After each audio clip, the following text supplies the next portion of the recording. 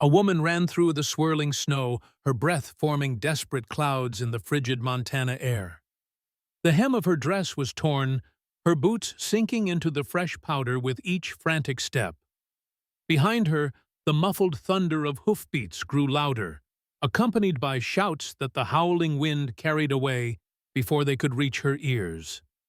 Rachel Harlow glanced over her shoulder, catching glimpses of two riders through the curtain of white. The slope before her disappeared into darkness.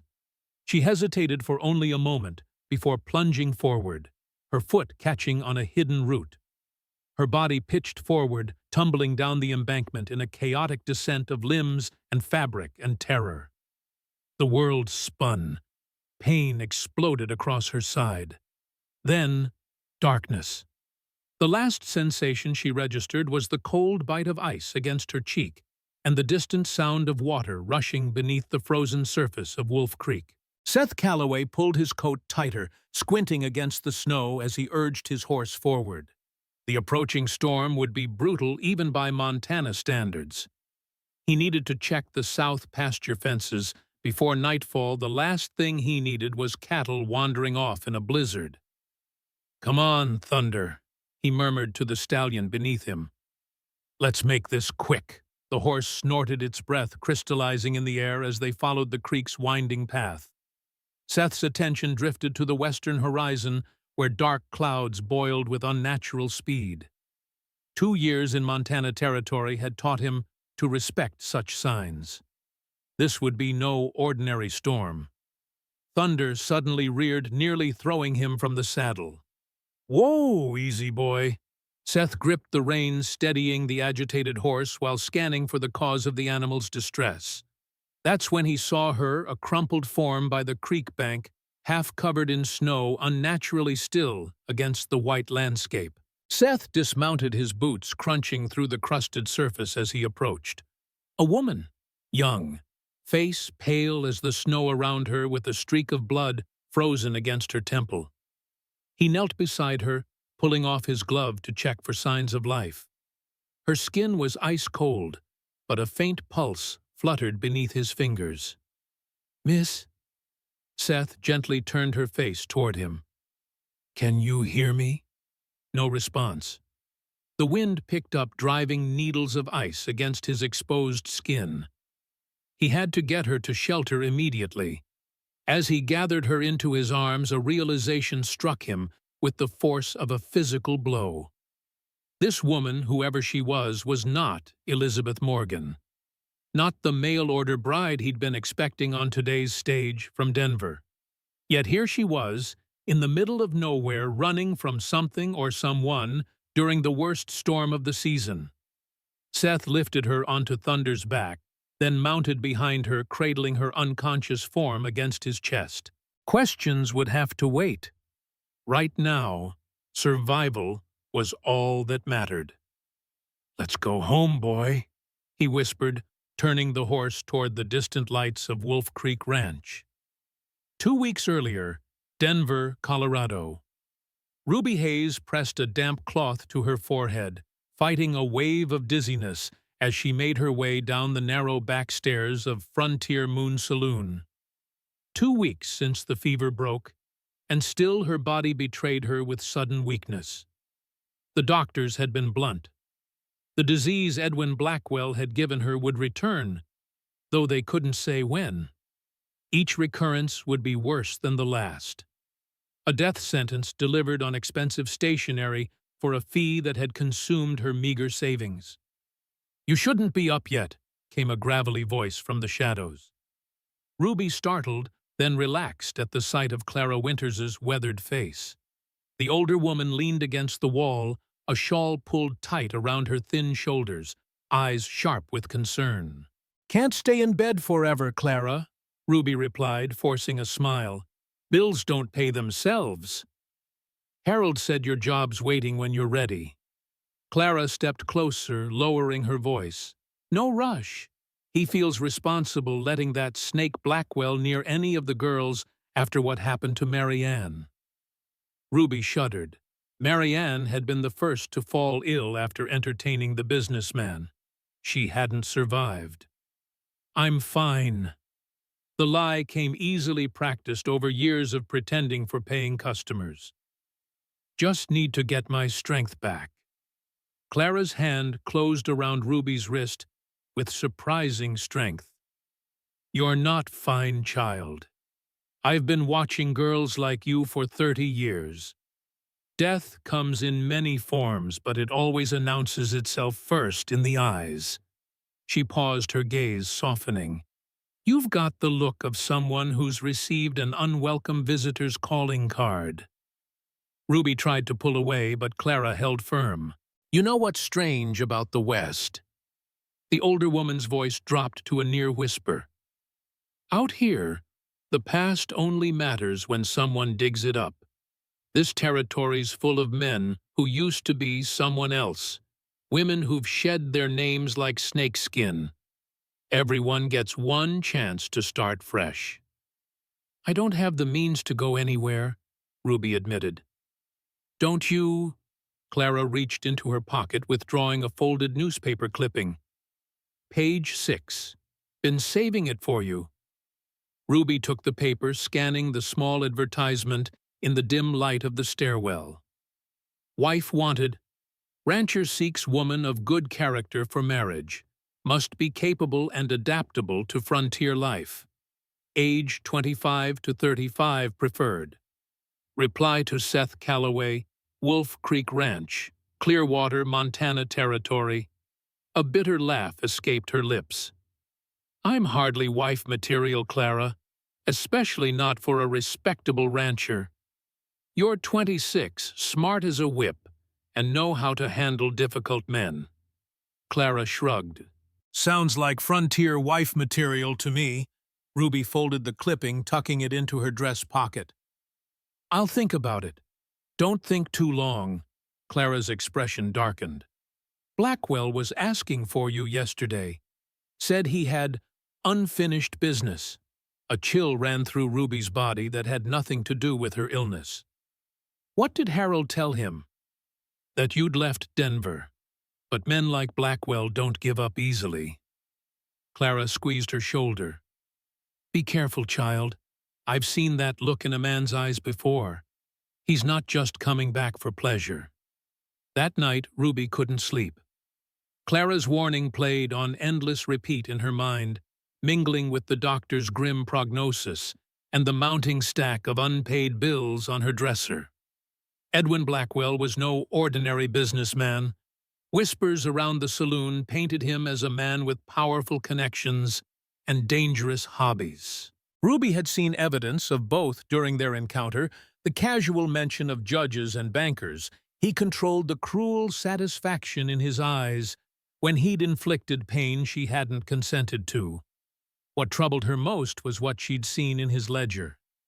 He'd carelessly left it open while dressing, and Ruby, trained to note the habits and weaknesses of customers, had glimpsed columns of names and numbers that made little sense except for one thing: they were connected to land purchases throughout Colorado and Montana territories. He'd caught her looking. His charming mask had slipped for just a moment, revealing something cold and calculating beneath.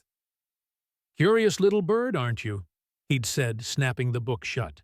"That's a dangerous quality in a woman of your profession." Ruby rolled onto her side, staring at the chipped paint of her tiny room. Was that why he was looking for her now? Did he think she understood what she'd seen? Or was it simply the entitlement of a man accustomed to owning whatever he desired? A soft knock at her door broke her reverie. "Ruby, you awake?" It was Harold, the saloon owner. She pulled her robe tight around her nightgown before opening the door. Harold Simmons stood in the dimly lit hallway, his usually ruddy face pale with concern. "What's wrong?" she asked. Two men came by asking questions, not regular customers. He twisted his hat in his hands. Said they were associates of Mr. Blackwell. Wanted to know which room was yours. Ruby's blood went cold. "What did you tell them?" "Said I fired you last week." Harold looked away. "They didn't believe me. They're watching the place, Ruby. back entrance and front. I need to leave. The realization came with surprising clarity. Tonight, Harold nodded, producing a small pouch that clinked with coins.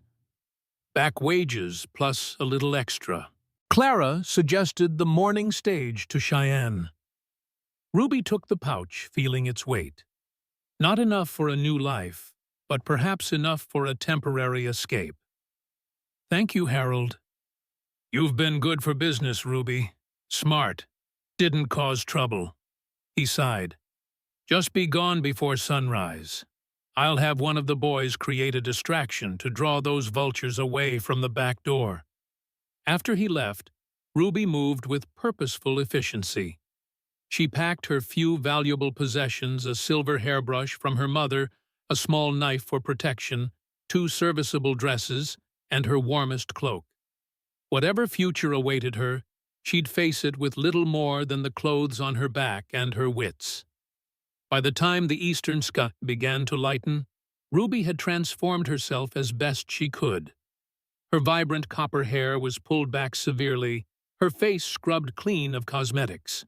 In her plain brown traveling dress, she looked like any respectable working woman, perhaps a shopkeeper's assistant or a teacher. She slipped out the back entrance as planned during the commotion caused by a staged fight in the main saloon. The crisp autumn air carried the promise of approaching winter as she hurried toward the stagecoach office, constantly looking over her shoulder. The Denver depot was already alive with early morning activity travelers coming and going, merchants setting up stalls, children running errands for harried parents. Ruby kept her head down, joining the line at the ticket counter. Next, called the clerk, a bored-looking man with ink-stained fingers. "1 ticket to Cheyenne, please," Ruby said, keeping her voice low. $8. Stage leaves in 20 minutes. She reached for the coin pouch, then froze. Through the depot window, she spotted one of Blackwell's men scanning the crowd, his hand resting too casually on the gun at his hip. "Miss your ticket." Ruby stepped out of line, moving quickly behind a stack of luggage. Her heart hammered against her ribs as she tried to think. Cheyenne was too obvious. Blackwell had business connections there. It would be the first place they'd look. A flash of blue caught her eye, a young woman about her age sitting alone on a bench dabbing at tear-stained cheeks with a handkerchief. Beside her sat a small trunk with the initials EM painted in neat white letters. Ruby approached cautiously. "Excuse me, miss. Are you all right?"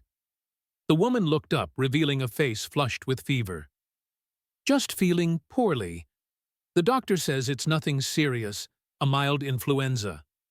She coughed, the sound wet and troubling. "I shouldn't be traveling, but I must reach Montana.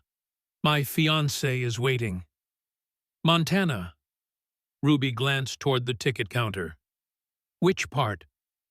"Clearwater, near Helena." The woman extended a trembling hand. "I'm Elizabeth Morgan, soon to be Mrs. Calloway." Ruby froze Clara's newspaper clipping, burning a hole in her pocket. Calloway, the rancher from the advertisement. "Pleasure to meet you, Elizabeth. I'm—" Ruby hesitated, then smiled. "Ruby Hayes." Elizabeth's cough returned more violent this time. When she pulled the handkerchief away, Ruby spotted the telltale crimson of blood. "You need a doctor," Ruby said, genuine concern overriding her own predicament. "No time." Elizabeth's voice was faint. "The stage leaves shortly." As if on cue, the depot manager called out, "Stage for Clearwater, Montana territory departing in 10 minutes. All passengers board now." Elizabeth tried to stand, but swayed dangerously. Ruby caught her arm, helping her back to the bench. "You can't travel like this," Ruby insisted. "Must, Seth is waiting." Elizabeth fumbled with her reticule, producing a letter. "He sent money, $50, for a bride he's never met." She laughed weakly, the sound dissolving into another cough. "Isn't that strange?" Ruby felt a prickle of awareness at the back of her neck. She glanced toward the entrance. Blackwell's man was methodically working his way through the depot, questioning people. A desperate idea took root in her mind. "Elizabeth, let me take you to a doctor. Right now." "But the stage." "I'll make sure they hold your luggage," Ruby said, helping the woman to her feet. "Your health is more important than catching a stage. There will be another one." Elizabeth seemed too weak to argue, leaning heavily on Ruby as they made their way toward the depot's side entrance. Ruby flagged down a passing porter. "This woman needs a doctor immediately. Can you help her?"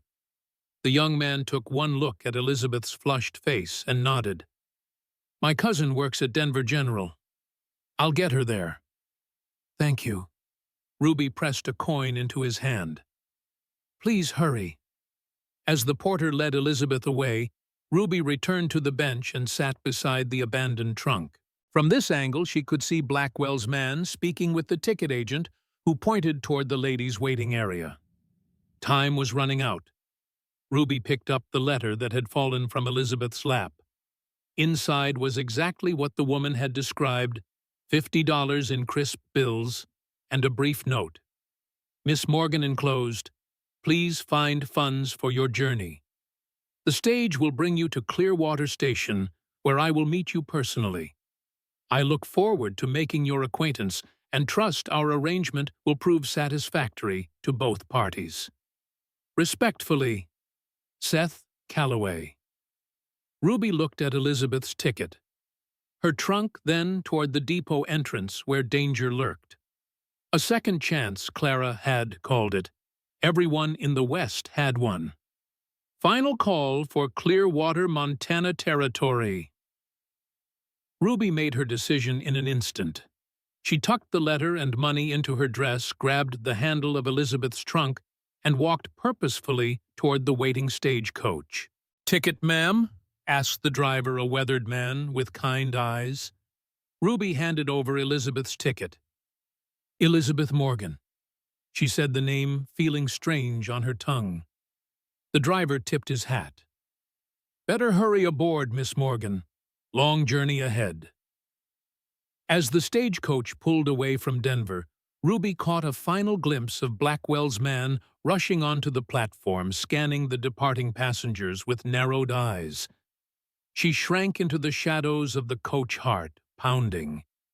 She was leaving behind Ruby Hayes, saloon girl, survivor, marked woman. For how long, she couldn't say. But for now, she was Elizabeth Morgan, mail-order bride, bound for Montana territory. The irony wasn't lost on her. She was fleeing one man's dangerous attention only to deliver herself into the hands of another. Ruby's first challenge came before the stagecoach had even cleared the Denver city limits.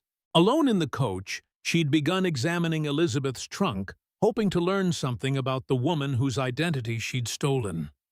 The small brass key had been in the ticket envelope.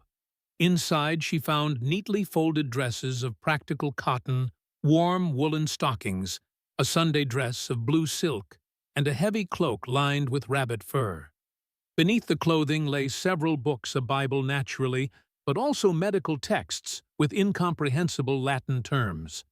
At the bottom of the trunk, wrapped carefully in oilcloth, was a leather-bound journal.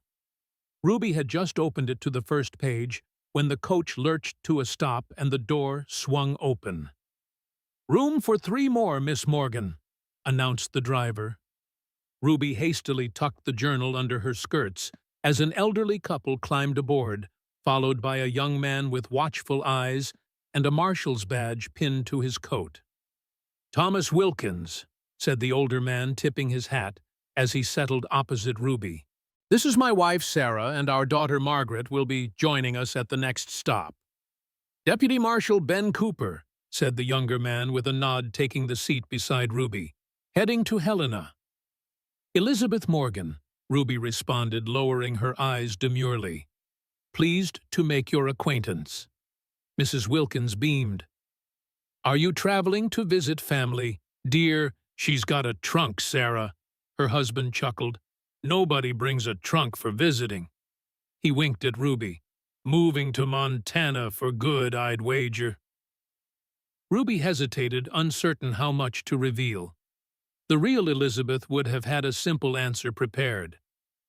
I'm to be married, she said finally, in Clearwater. Mrs. Wilkins clasped her hands together. A bride? How wonderful. And your intended? A rancher, Ruby said. Mr. Seth Calloway. The elderly woman's smile faltered slightly. Calloway of Wolf Creek Ranch. Ruby nodded, noting the reaction. You know him. Thomas Wilkins cleared his throat. Know of him. We're settling near Clearwater ourselves. Bought land about 5 miles from Wolf Creek. Is something wrong with Mr. Calloway? Ruby asked, a new fear taking root. Nothing wrong, Mrs. Wilkins said quickly. Just, he keeps to himself, they say. Him and that brother of his. And there was that business with his former partner, her husband added before receiving a sharp look from his wife. Deputy Cooper, who had been silently observing the conversation, spoke up. Seth Calloway is well respected in the territory. His tone was neutral, professional. Lost his wife some years back, if I recall. Tragic accident. Ruby felt a cold weight settle in her stomach. Elizabeth's letter hadn't mentioned a dead wife.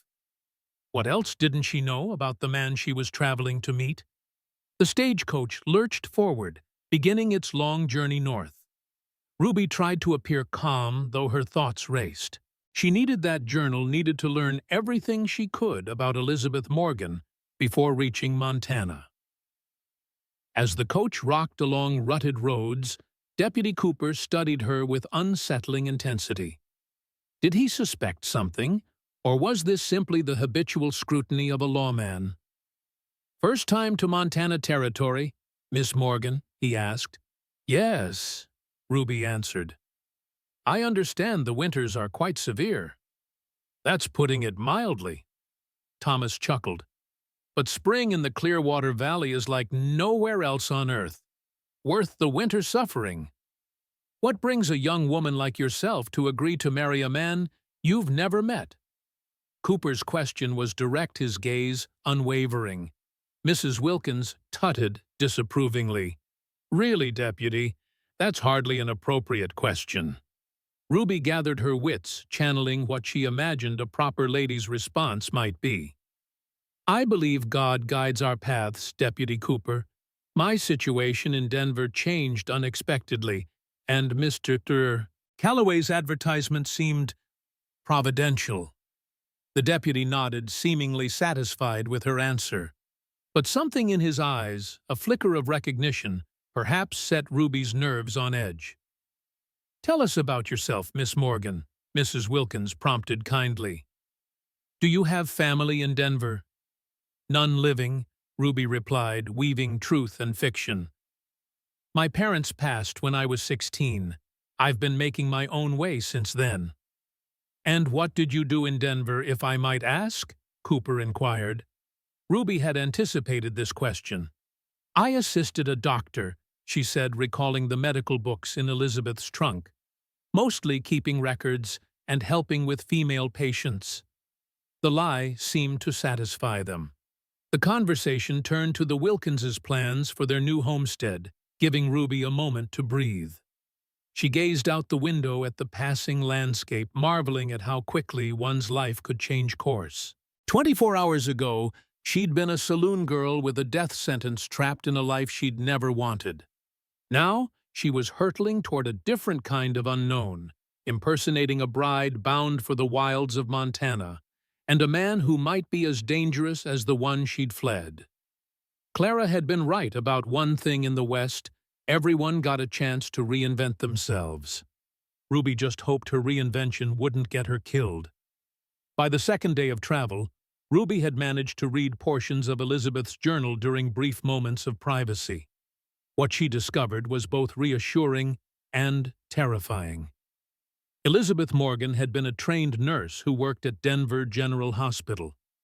25 years old, orphaned young, raised by an aunt who had recently passed away.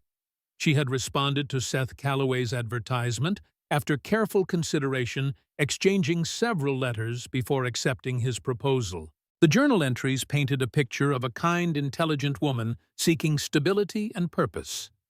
Nothing like Ruby herself. Most concerning was Elizabeth's detailed knowledge of medicine. The journal contained notes on treatments, patient care, even surgical procedures she'd assisted with. Knowledge Ruby couldn't hope to fake. The stage stopped at a small trading post around midday, allowing passengers to stretch their legs and purchase food. Ruby found a quiet corner behind the building, frantically reading more of the journal. "Learning about your profession, Miss Morgan." Ruby startled, nearly dropping the book. Deputy Cooper stood a few feet away, eyes fixed on the medical text in her hands. "Just refreshing my memory," she managed. "The journey has been tiring." "I imagine so." He stepped closer. "Especially for someone who isn't who they claim to be." Ice flooded Ruby's veins. "I don't know what you mean." "Don't you—" Cooper's voice remained conversational, but his eyes hardened. "Elizabeth Morgan was 5'7" with blonde hair. You're what, 5'3", and that copper hair of yours isn't fooling anyone, despite how you've tried to dull it." Ruby took an instinctive step backward. "You're mistaken." "I don't think so." He reached into his coat, producing not a weapon, but a folded paper. "Elizabeth Morgan, employed at Denver General for 3 years, respected nurse." He studied Ruby's face. "You're good at deception, but not that good." Ruby calculated her options. The stagecoach was preparing to depart. She could run, but to where they were in the middle of nowhere. "Are you going to arrest me?" she asked, keeping her voice steady. Cooper surprised her by folding the paper and returning it to his pocket. "That depends on why you're pretending to be her." "What do you mean?" "I mean," he said quietly, "is this a simple case of opportunistic identity theft? Or are you working for someone else? Someone with interest in Wolf Creek Ranch, perhaps." The question caught her off guard. "I don't know what you're talking about." Cooper's eyes narrowed. "Seth Calloway isn't just some rancher, miss. And if you're involved with the people I think you might be, you're in more danger than you realize." Before Ruby could respond, the stagecoach driver called for passengers to reboard. "We'll continue this conversation later," Cooper said, gesturing for her to precede him back to the stage. "Don't try anything foolish." Ruby's mind raced as they returned to the coach. The deputy clearly knew she wasn't Elizabeth, yet he hadn't exposed her or made any move to arrest her. Why? And what did he mean about Seth Calloway not being just some rancher? As the journey resumed, Ruby watched the passing landscape with growing unease. She'd fled one dangerous situation only to land in what appeared to be an even more complicated one. The medical journal felt like a lead weight in her hands, full of knowledge she couldn't possibly acquire before reaching Clearwater. The only certainty was that her deception wouldn't last long. Not with Deputy Cooper watching her every move, and not when she finally met Seth Calloway, a man who was expecting a trained medical professional and was getting a saloon girl instead. The stagecoach rattled through a mountain pass, the afternoon sun casting long shadows across the trail. Ruby had spent the past hour in tense silence, acutely aware of Cooper's scrutiny. The Wilkins couple dozed across from them, oblivious to the silent confrontation. A sharp crack split the air. The coach lurched violently, throwing Ruby against Cooper as the driver shouted and the horses whinnied in panic. "Everybody down!" Cooper commanded, drawing his revolver. Another shot. The coach veered sharply, then tipped, sending passengers tumbling as it slid down an embankment and crashed onto its side. Ruby's head struck something hard. Pain exploded behind her eyes. Through the ringing in her ears, she heard shouting, more gunfire, the terrified screams of Mrs. Wilkins. "Out! Everyone, out!" Cooper's voice cut through the chaos. Ruby felt strong hands pulling her through the shattered window of the overturned coach. Cooper dragged her behind the relative shelter of the vehicle's undercarriage, where the Wilkins were already huddled. "Road agents," Cooper explained tersely, checking his weapon. "3, maybe 4. "The driver?" Ruby asked, touching her temple and finding it wet with blood. "Dead," Cooper replied grimly. "You know how to use one of these?" He offered her a small derringer from his boot. Ruby took it without hesitation. "Yes?" Cooper's eyebrow raised slightly at her confident handling of the weapon, but he said nothing. "Stay with them," he ordered, nodding toward the trembling Wilkins couple. "I'm going to circle around." "You can't go alone," Ruby protested. "No choice." Cooper checked his ammunition. "If I don't come back in 10 minutes, take them and head east through the trees. There's a way station about 3 miles back." Before she could argue further, he slipped away, moving with the practiced stealth of a man accustomed to danger. Ruby turned her attention to the elderly couple. "Are you hurt?" Thomas shook his head, though blood trickled from a cut on his forehead. "Sarah's ankle might be sprained." Ruby tore a strip from her petticoat, quickly binding Mrs. Wilkins's swollen ankle. "This will have to do for now," she murmured. "We need to stay quiet." Voices approached, rough, unfamiliar men discussing their plunder. "Check the passengers," one called. "Anything valuable, you know what to do." Ruby positioned herself in front of the Wilkins derringer raised. She'd faced dangerous men before, but never with a gun in her hand. The weight of it was unfamiliar, yet oddly comforting. A bearded face appeared around the edge of the overturned coach. Ruby didn't hesitate. She fired the small gun's report surprisingly loud in the mountain stillness. The man stumbled backward with a howl of pain clutching his shoulder. "There's a woman with a gun!" he shouted to his companions. More gunfire erupted this time from the direction Cooper had disappeared. 2 shots, then a third. A man screamed. Ruby kept the derringer aimed toward the coach, her hand steady, despite the fear coursing through her veins. Seconds stretched into minutes of tense silence. "Deputy Cooper," she finally called.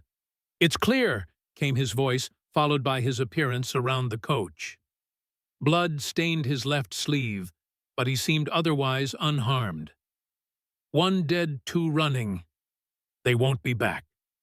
Relief washed over Ruby, followed immediately by concern. "You're wounded." "Grazed," he corrected, though his pallor suggested more significant injury. "We need to move. Their friends might return." With Cooper's help, Ruby got the Wilkins to their feet.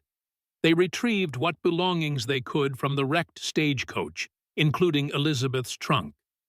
The driver's body lay nearby, his sightless eyes staring at the Montana sky. "What about him?" Mrs. Wilkins asked softly. "We'll notify the authorities at the way station," Cooper said. "Nothing we can do for him now." The small group began their trek back toward the way station, Mrs. Wilkins leaning heavily on her husband Cooper, leading the way despite his injury.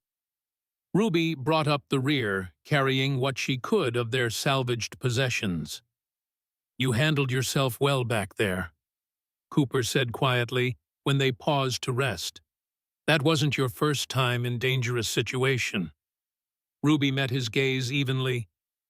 "Life is full of dangers, Deputy, especially for women alone." "True enough." He studied her with renewed interest. "You're not what I expected."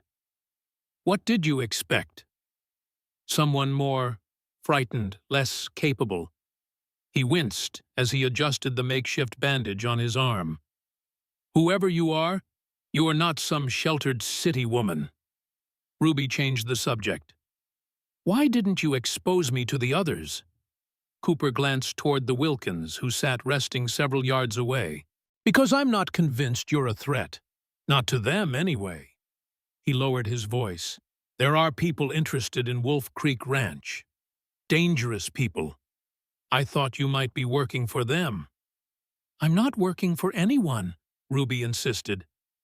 Then why steal Elizabeth Morgan's identity? Why go to Clearwater? Ruby hesitated, weighing how much to reveal.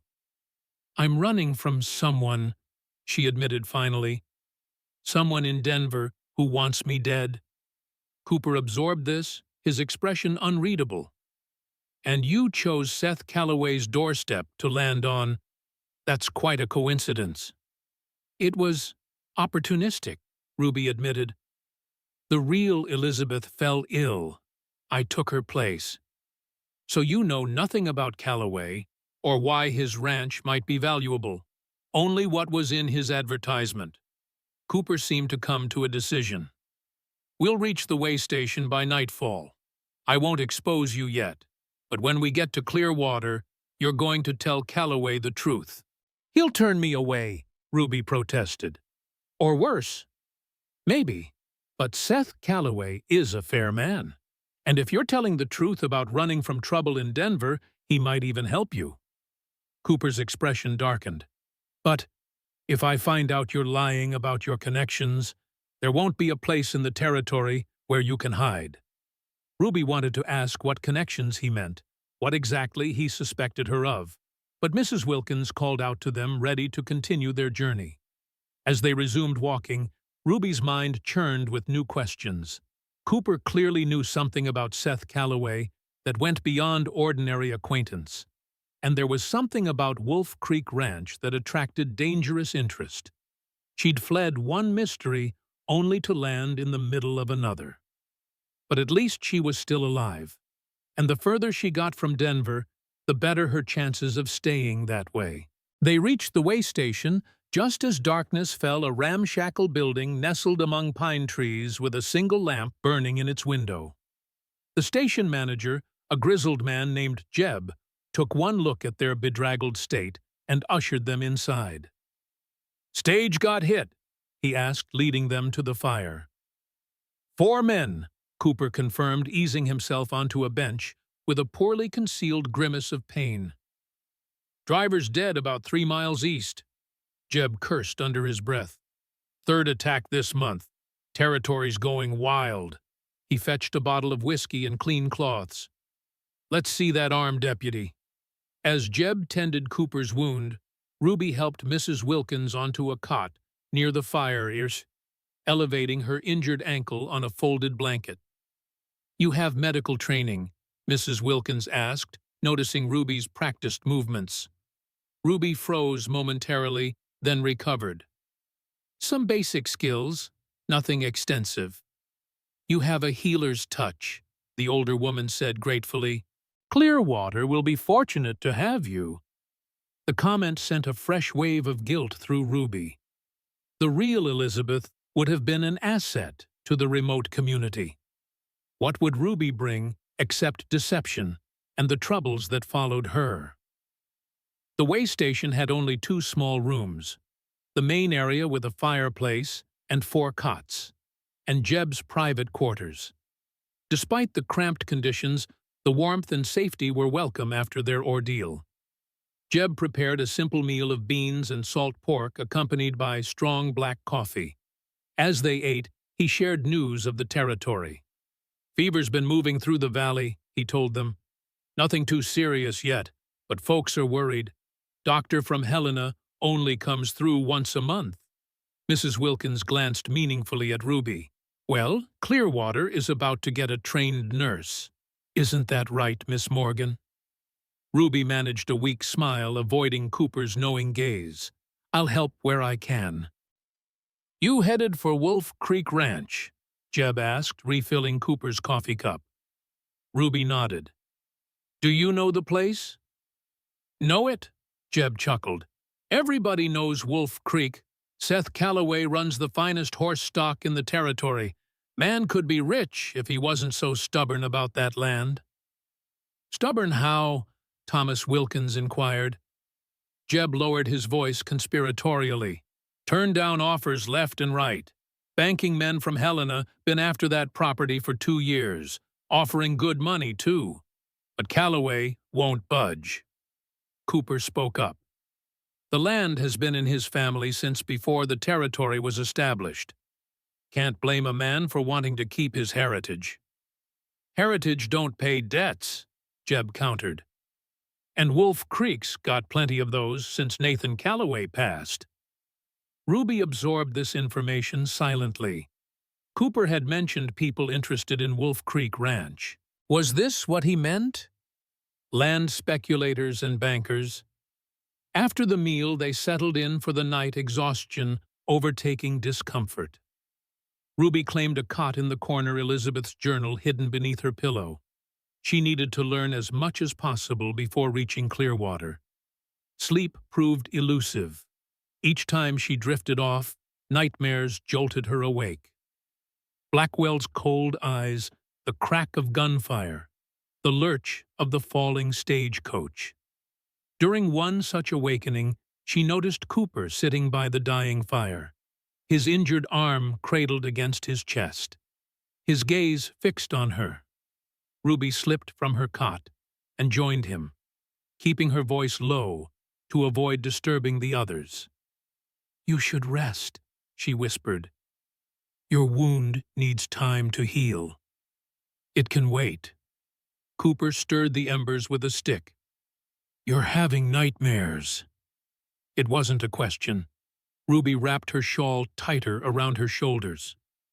"It's been a difficult day." "What are you running from in Denver?" he asked bluntly. The truth, this time. Ruby hesitated, then decided partial honesty might gain his trust. "A man named Edwin Blackwell, wealthy businessman. I saw something I shouldn't have." "What kind of something?" "Financial records, land deals." She shivered despite the fire's warmth. "He's been buying property throughout Colorado and Montana territories. I don't know why, but he was willing to kill to keep it secret." Cooper's expression sharpened. "Land in Clearwater Valley." "I don't remember specifics, just columns of names and numbers." Ruby studied his face. "Why is it important?" "Might be." Cooper leaned forward, wincing slightly as the movement jarred his injury. "Have you heard of the Helena Connection?" Ruby shook her head. "It's what some of us call a group of wealthy investors buying up land along proposed railroad routes. They use dummy corporations, threats, sometimes violence, to acquire strategic properties." His voice dropped even lower. "3 homesteaders have died in accidents after refusing to sell. And you think Blackwell is part of this connection?" "I've suspected it for months, just haven't been able to prove anything." Cooper's eyes locked with hers. "If you really did see his records, you might be the witness we need." "I'm not just a deputy miss, whatever your name really is.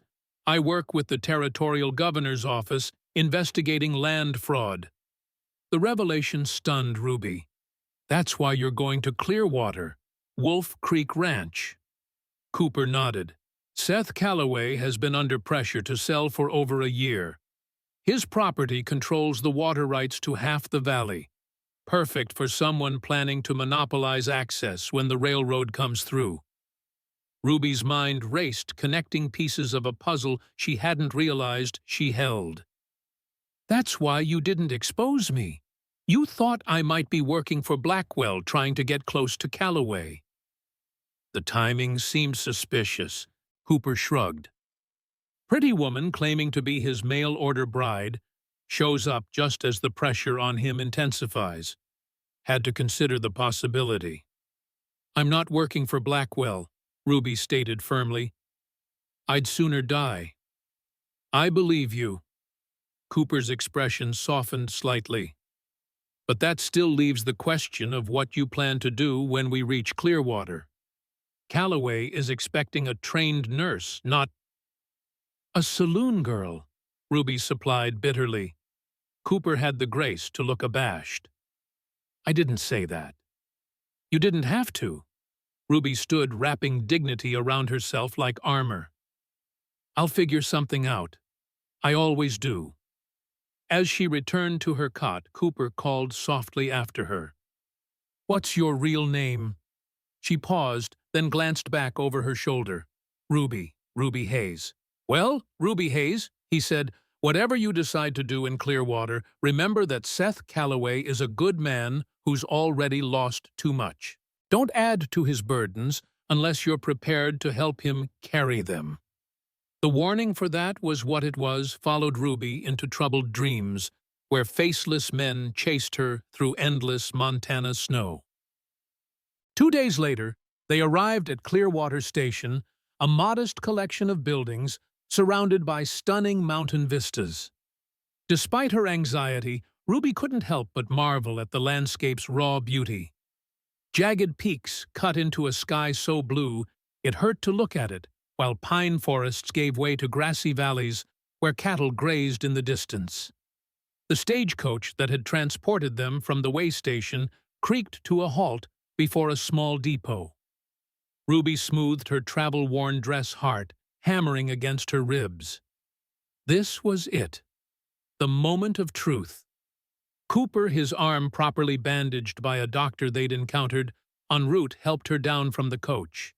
His expression was unreadable, but his warning from days earlier hung between them. "Remember what I said," he murmured. "Truth, Miss Hayes, before it's too late."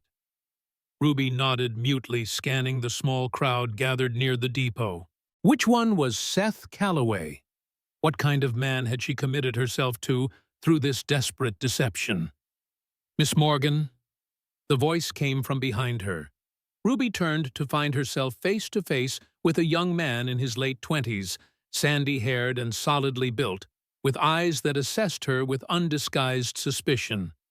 "Yes," she replied, the lie coming automatically now. "Are you Mr. Calloway?" "James Calloway," he clarified. "Seth's brother. He's out checking fences before the storm." His gaze flicked to Cooper. "Deputy, didn't expect to see you back so soon." "Change of plans," Cooper replied easily. "Miss Morgan had some trouble on the journey. Stage was attacked." James's expression didn't change, but something flickered in his eyes. "Anyone hurt?" "Driver didn't make it. We were lucky." Cooper gestured to the Wilkins couple who were being greeted by a small family. The Wilkins fared well enough, considering. James turned his attention back to Ruby, taking in her appearance with a critical eye. "You're not what we expected." The blunt assessment caught Ruby off guard. "How so?" "Seth said you were a nurse, tall, blonde." James crossed his arms. "You don't look like either." Ruby felt panic rising in her chest. She hadn't considered that Seth might have received a physical description of Elizabeth. Cooper stepped in smoothly. "Difficult journey changes a person, Calloway. Miss Morgan handled herself admirably under trying circumstances." James seemed unconvinced, but didn't press the issue. "Your trunk?" he asked Ruby. "There," she indicated the battered luggage being unloaded from the stage. James hefted it effortlessly onto a waiting wagon. "We should go. Storm's coming in fast." Ruby turned to Cooper, suddenly reluctant to part from the only person who knew her true identity. "Deputy Cooper, thank you for your assistance." Cooper tipped his hat. "My pleasure, Miss Morgan. I'm sure we'll meet again soon." The pointed look that accompanied his words was not lost on her.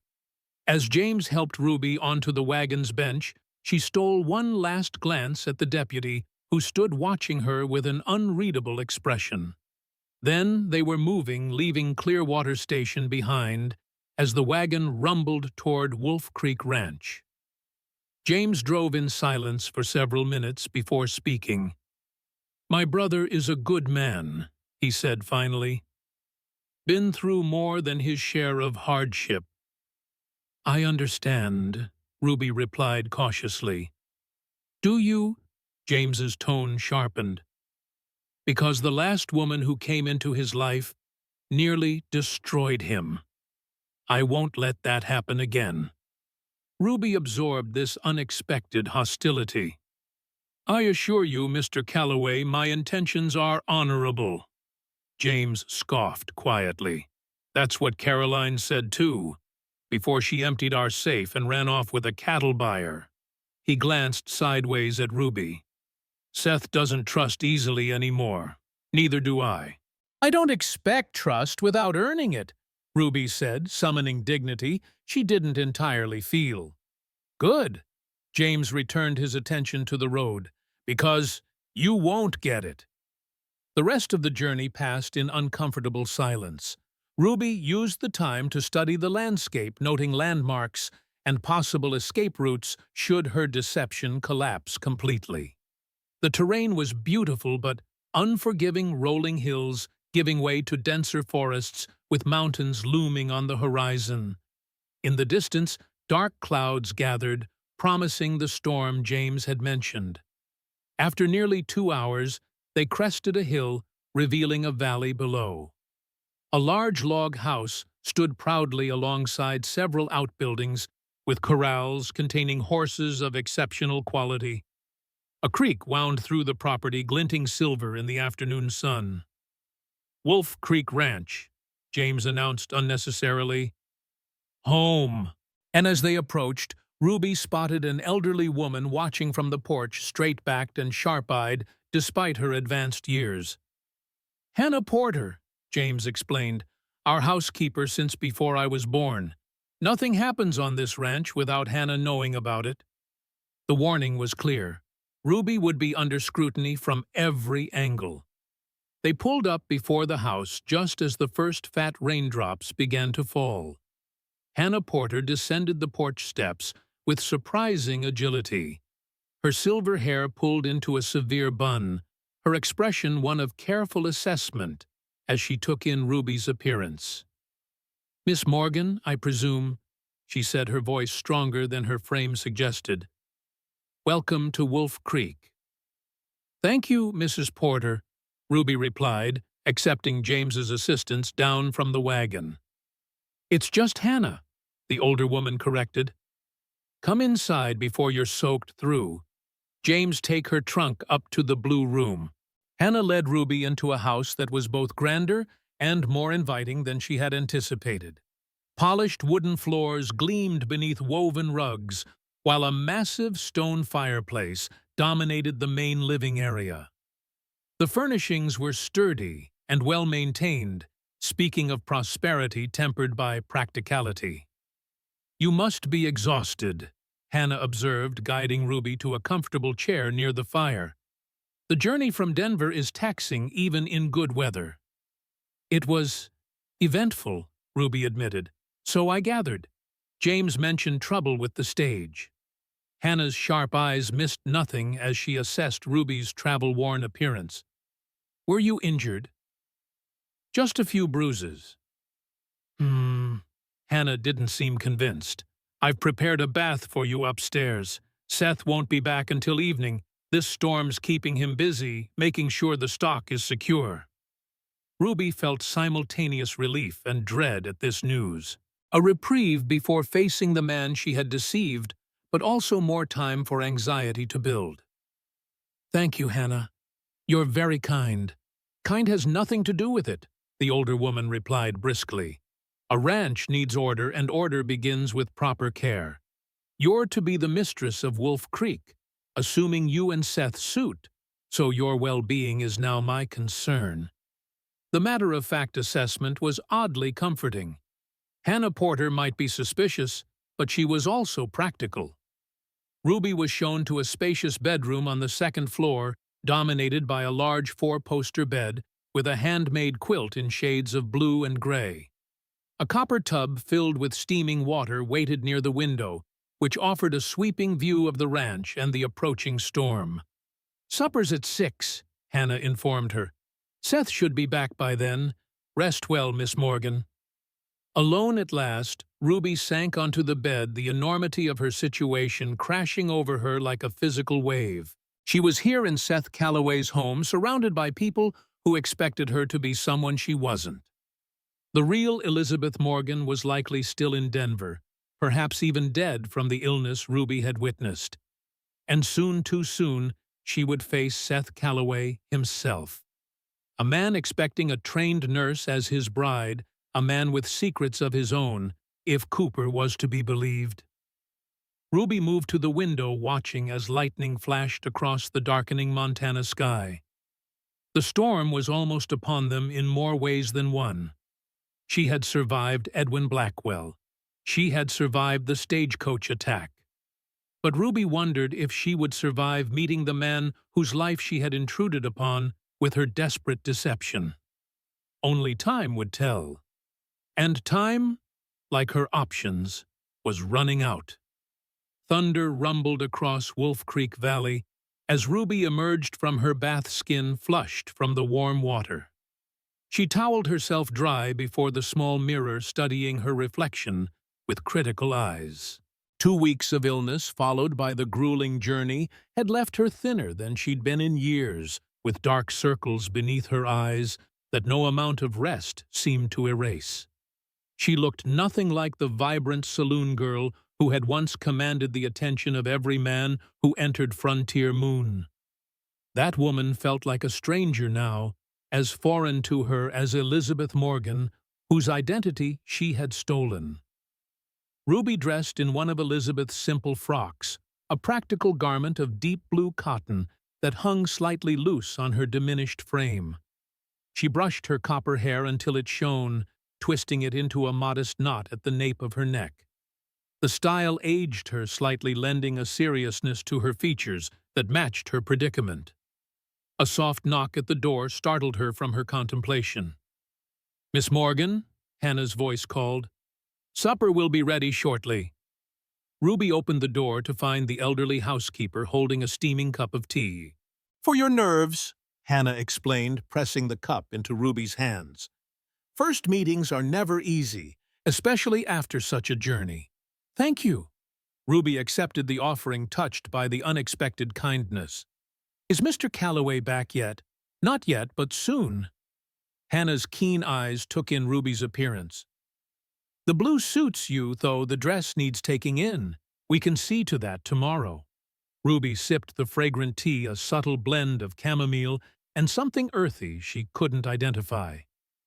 "You've been with the Calloway family a long time, since Seth and James were boys."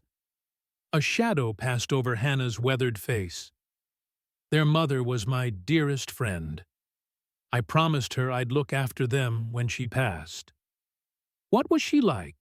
Ruby asked, genuinely curious about the woman who had raised the mysterious Seth Calloway. "Eleanor," Hannah's expression softened with memory. "Strong as Montana winters, gentle as its springs. Taught both boys to read before they were 5, ride before they were 6, and respect women before they were 10. She smiled faintly. "Seth takes after her, stubborn as a mule, but with a heart bigger than this valley." The description did nothing to ease Ruby's anxiety. A man with a good heart would feel the betrayal of her deception all the more keenly. "And their father," she ventured. Hannah's smile faded. "Nathan Calloway built this ranch from nothing but grit and determination. Tough man, fair but demanding. Died 2 years ago, pneumonia, after a winter roundup. Left the boys with a fine property and more than a few debts." Ruby absorbed this information, adding it to the fragments she'd gathered about the family whose lives she was about to enter.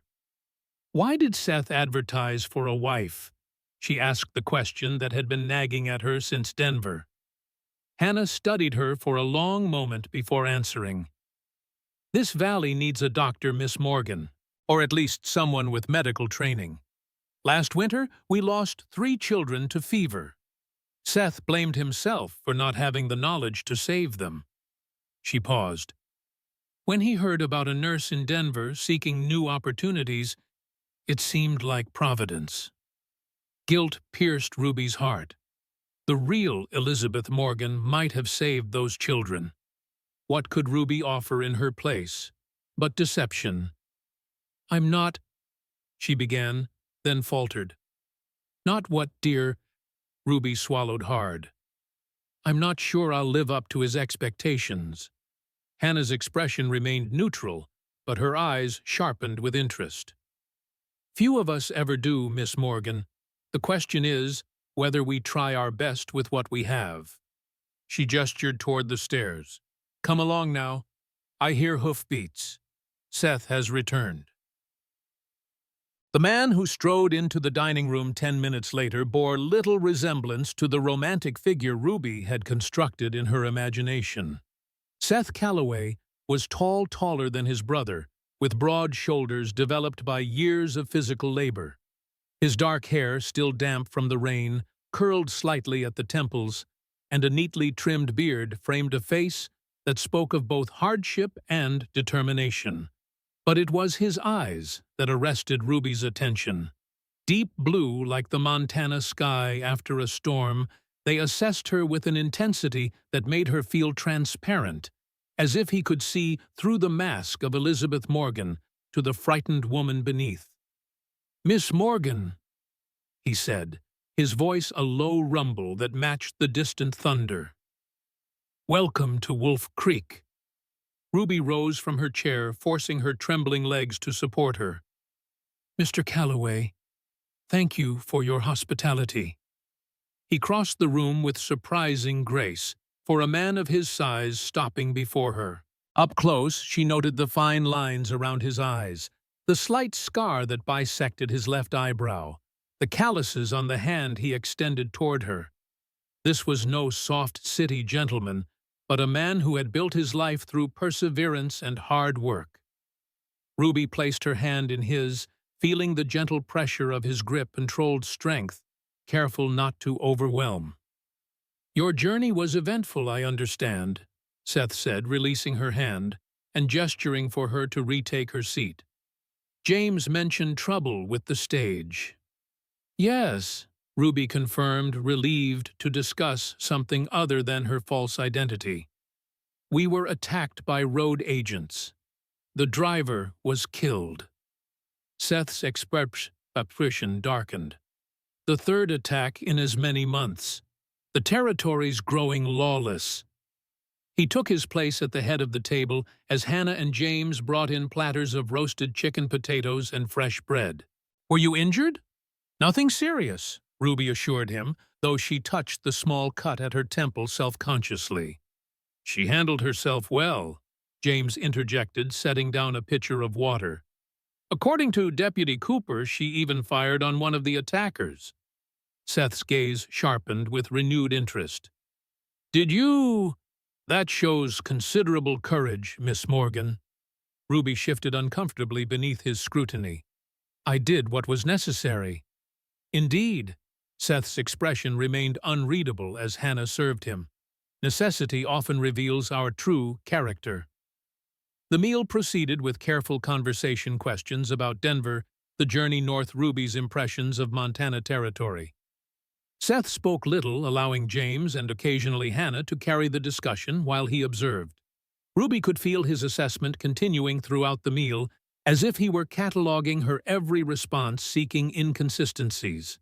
"I understand you trained at Denver General," Seth said finally, as Hannah cleared the dinner plates. "What made you decide to leave medical work for marriage in the territories?" The directness of the question caught Ruby off guard. "I felt my skills might be more valuable where medical care is scarce," she managed. "Admirable," Seth commented. "Though Denver has no shortage of those in need." "My situation there changed," Ruby said, weaving truth with fiction. "After my aunt passed, I found myself at a crossroads." "And you chose this path." Seth's tone remained neutral, but something in his eyes suggested skepticism. "A mail-order marriage to a stranger in the wilderness." Ruby met his gaze steadily. "I chose possibility over certainty, Mr. Calloway. Sometimes the unknown holds more promise than the familiar." A flicker of something approval perhaps crossed Seth's features before his expression returned to careful neutrality. "Well said, Miss Morgan." James cleared his throat. "Seth, We should show Elizabeth the problem with Mrs. Wilkins's daughter. She arrived on the same stage the family we mentioned in our letters. Seth nodded. Of course. Thomas Wilkins came by earlier today while checking his property boundaries. Their daughter Margaret has been ill since their arrival. I told him you might be able to help. Ruby felt panic rising in her chest. They expected her to treat a sick child based on medical knowledge she didn't possess. I'd be happy to examine her. She heard herself say, the words emerging automatically despite her terror. Though my supplies are limited until my medical chest arrives. We have basic medicines in the storeroom, Hannah offered. Fever powders, willow bark tincture of iodine. Nothing fancy, but effective enough for common ailments. Seth rose from his chair. We can ride to the Wilkins homestead tomorrow, weather permitting. For now, you must be exhausted from your journey. Hannah has prepared the blue room for you. Ruby stood as well grateful for the reprieve, however temporary. Thank you. It's been a long day. Indeed it has. Seth's penetrating gaze lingered on her face. Rest well, Miss Morgan. Tomorrow brings its own challenges. As Ruby climbed the stairs to her room, she felt the weight of his words settle upon her shoulders. Tomorrow would bring challenges indeed, chief among them maintaining a deception that grew more complicated by the hour. She was no nurse, had no medical knowledge beyond the most basic first aid, and yet was expected to treat a sick child. The magnitude of her fraud crashed over her in waves as she closed the bedroom door behind her. What had seemed like desperate survival in Denver now felt like cruel deception. Real lives, a child's life hung in the balance. Ruby sank onto the edge of the bed, burying her face in her hands. What had she done? And more importantly, what would she do now? Elizabeth's journal lay on the bedside table where she'd left it. Ruby reached for it, fingers trembling as she opened to the pages she'd marked during the journey. There were entries about childhood fevers, treatments, symptoms to watch for. If she studied through the night, perhaps she could glean enough knowledge to avoid disaster. A soft knock interrupted her desperate cramming. Ruby hastily tucked the journal under her pillow before calling, "Yes." The door opened to reveal James Calloway, his expression grave. "Miss Morgan, we need to talk." Ruby's heart hammered against her ribs. "Of course. Is something wrong?" James entered, closing the door behind him, but remaining near it, maintaining a proper distance, she noted with relief. "Seth received a telegram from Denver yesterday," he said without preamble, "about a woman impersonating mail-order brides, taking their places, stealing their belongings." Ruby forced herself to meet his gaze, though her mouth had gone dry. "That's terrible." "Yes, it is." James studied her with renewed suspicion, especially since the woman is described as being of medium height with copper hair. Much like yourself. "I don't understand what you're implying," Ruby said, summoning every ounce of her acting ability. "I'm not implying anything." James crossed his arms. "I'm telling you directly that I don't believe you're Elizabeth Morgan, and I don't think Seth does either." Ruby rose from the bed, instinctively seeking equal footing. "Why would I pretend to be someone else? That's what I'd like to know." James's voice hardened. "Is it the land? Are you working for Graham and his banking friends?" The accusation caught her off guard. "What? No, I don't know any Graham." "Then why—" James took a step forward. "Why come all this way under a false name?" Ruby's mind raced. Denial seemed pointless, yet the truth was equally dangerous. She settled on a partial confession. "I'm running from someone," she admitted quietly. "Someone dangerous." James's expression remained skeptical, but something in his posture eased slightly. "And Elizabeth Morgan, what happened to her? She fell ill at the Denver depot, a fever." Ruby swallowed hard. I helped her to a doctor, but she couldn't travel. So you took her place? It wasn't a question. I needed to leave Denver immediately. It was opportunistic. The admission tasted bitter on her tongue.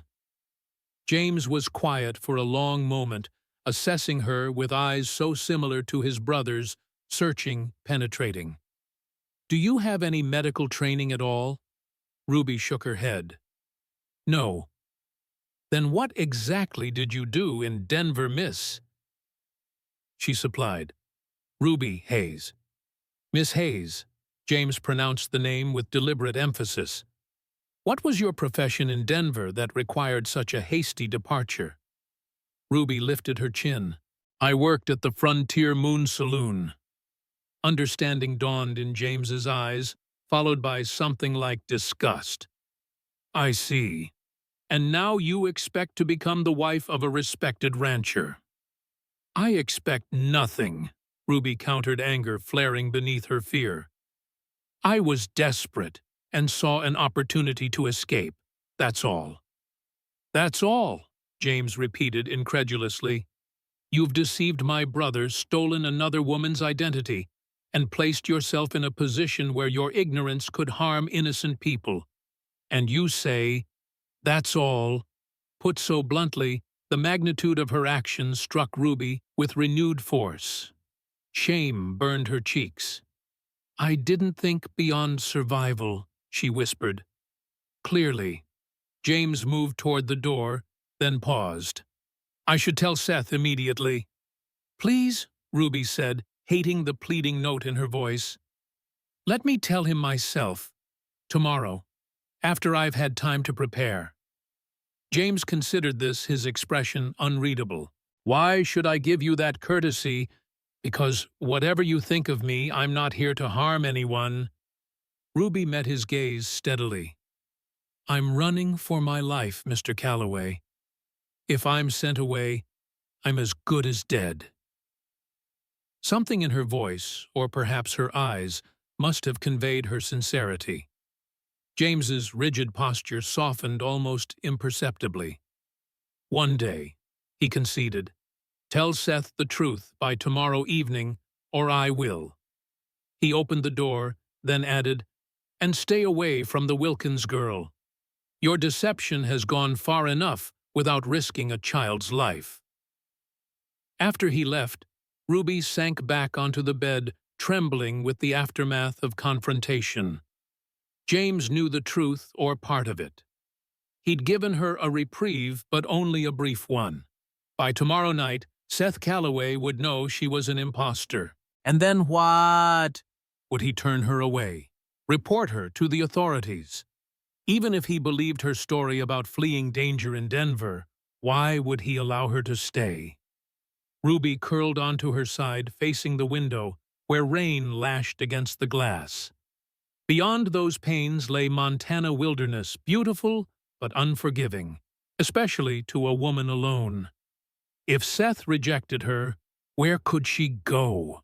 Lightning flashed, illuminating the room in stark relief. In that brief moment of brightness, Ruby caught sight of something she hadn't noticed before, a small desk in the corner with several books stacked upon it. Curious, despite her distress, she lit the bedside lamp and crossed to investigate.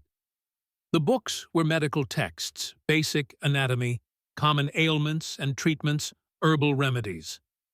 Beside them lay a letter, in Seth's bold handwriting, for E.M., to assist your work in the valley. The residents of Clearwater have long needed skilled medical care. Whether or not we suit as husband and wife, your knowledge is a gift to this community. S.C. Ruby traced her fingers over the words, a lump forming in her throat. Seth Calloway had prepared for Elizabeth Morgan's arrival with thoughtful consideration for her profession and purpose. He hadn't simply wanted a wife, he'd wanted a healer for his community.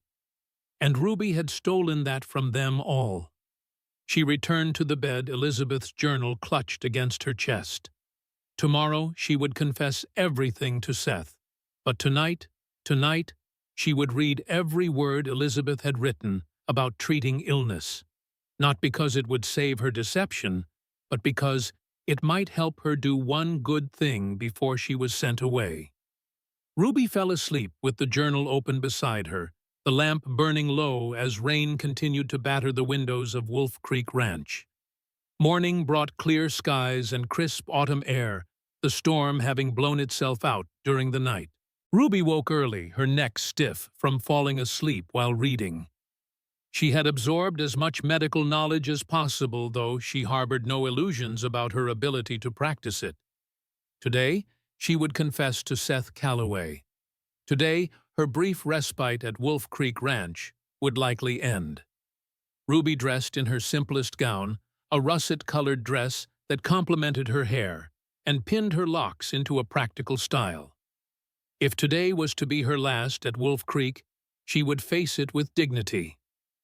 She found Hannah alone in the kitchen, kneading bread dough with strong, capable hands. "Good morning, Miss Morgan," the housekeeper greeted her. "Sleep well." "As well as could be expected," Ruby replied honestly. "Is Mr. Calloway available? I need to speak with him." Hannah's hands stilled momentarily. "Seth rode out at dawn. Trouble with the north pasture fence. Storm damage." She studied Ruby's face. "He asked that you accompany James to the Wilkins place after breakfast. Their daughter's fever has worsened." Ruby's stomach clenched with dread.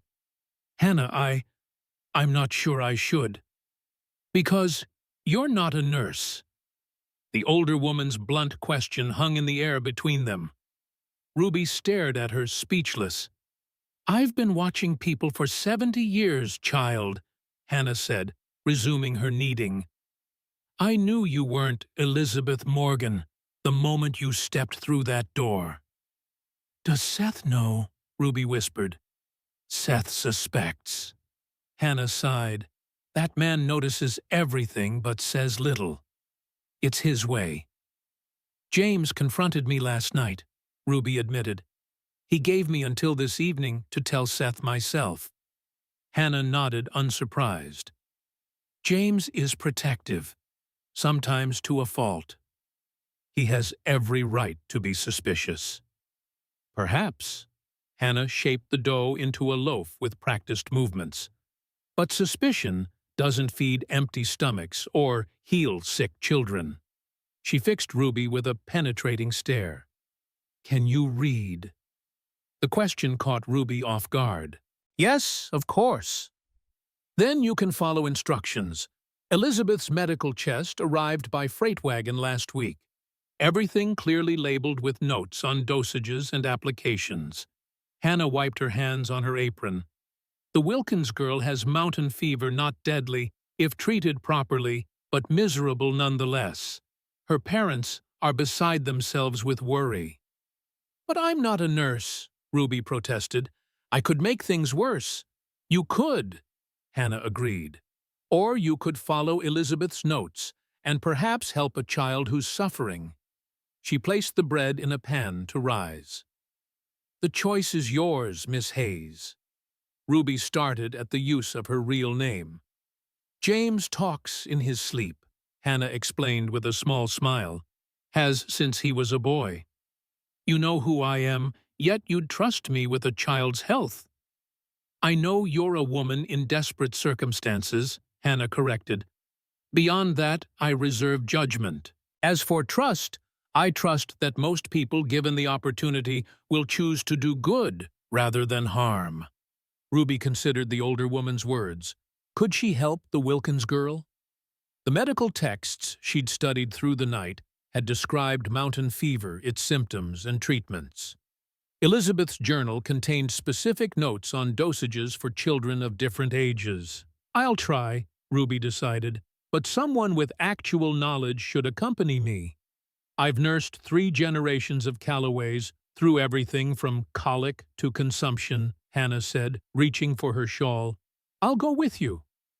James entered the kitchen as they were preparing to leave, his expression darkening at the sight of Ruby with Elizabeth's medical bag.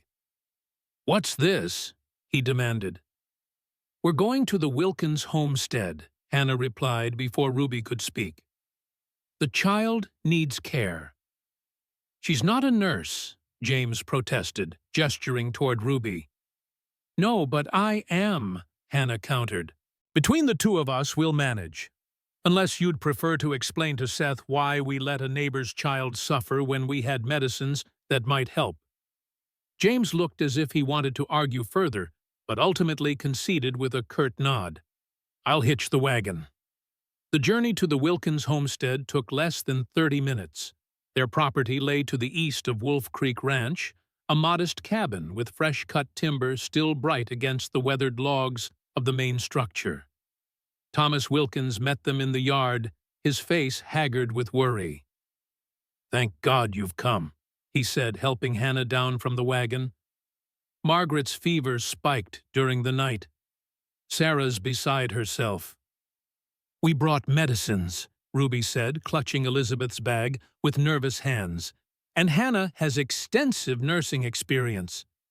Thomas led them into the cabin where Sarah Wilkins sat beside a small bed in the corner. The child lying there bore little resemblance to the lively girl Ruby had glimpsed at the way station. Margaret's face was flushed with fever. Her breathing labored, her small body occasionally shaking with chills despite the warm blankets covering her. "Mrs. Wilkins," Hannah said gently, "we're here to help." Sarah looked up, her eyes red-rimmed from weeping and lack of sleep. "Miss Morgan," she said, recognition dawning as she spotted Ruby. "You came!" Ruby approached the bed, setting down the medical bag and removing her gloves. "May I?" she asked, gesturing toward the child. At Sarah's nod, Ruby placed a hand on Margaret's forehead, feeling the heat radiating from her skin.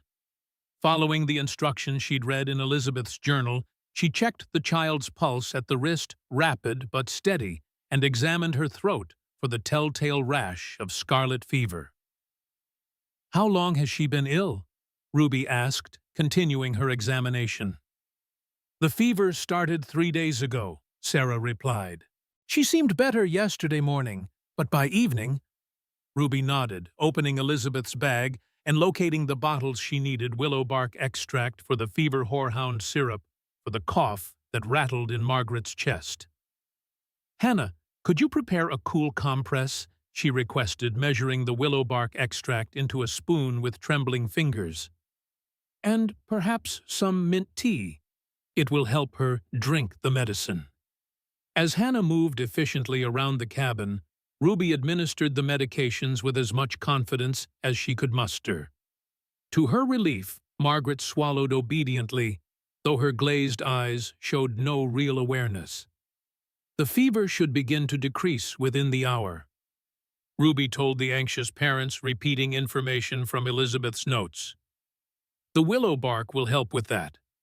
The most important thing now is to keep her cool and make sure she drinks plenty of fluids." "Will she be all right?" Thomas asked, his voice breaking slightly. Ruby wished she could offer certainties. "Mountain fever typically runs its course in about a week," she said instead. "With proper care, most children recover fully." Over the next several hours, Ruby and Hannah worked together to tend to the sick child. Ruby followed Elizabeth's detailed instructions for dosing and timing, while Hannah provided the practical knowledge that came from decades of nursing experience. Gradually, Margaret's fever began to subside. Her breathing eased, and by early afternoon, she was sleeping peacefully. "You have a gift for this," Sarah told Ruby as they sat together beside the sleeping child. "Your hands are so gentle. She usually fusses terribly when she's ill, but she responded to you right away." Ruby felt a flush of pride mingled with shame. She had no gift, only desperate determination and borrowed knowledge. Yet the child was improving.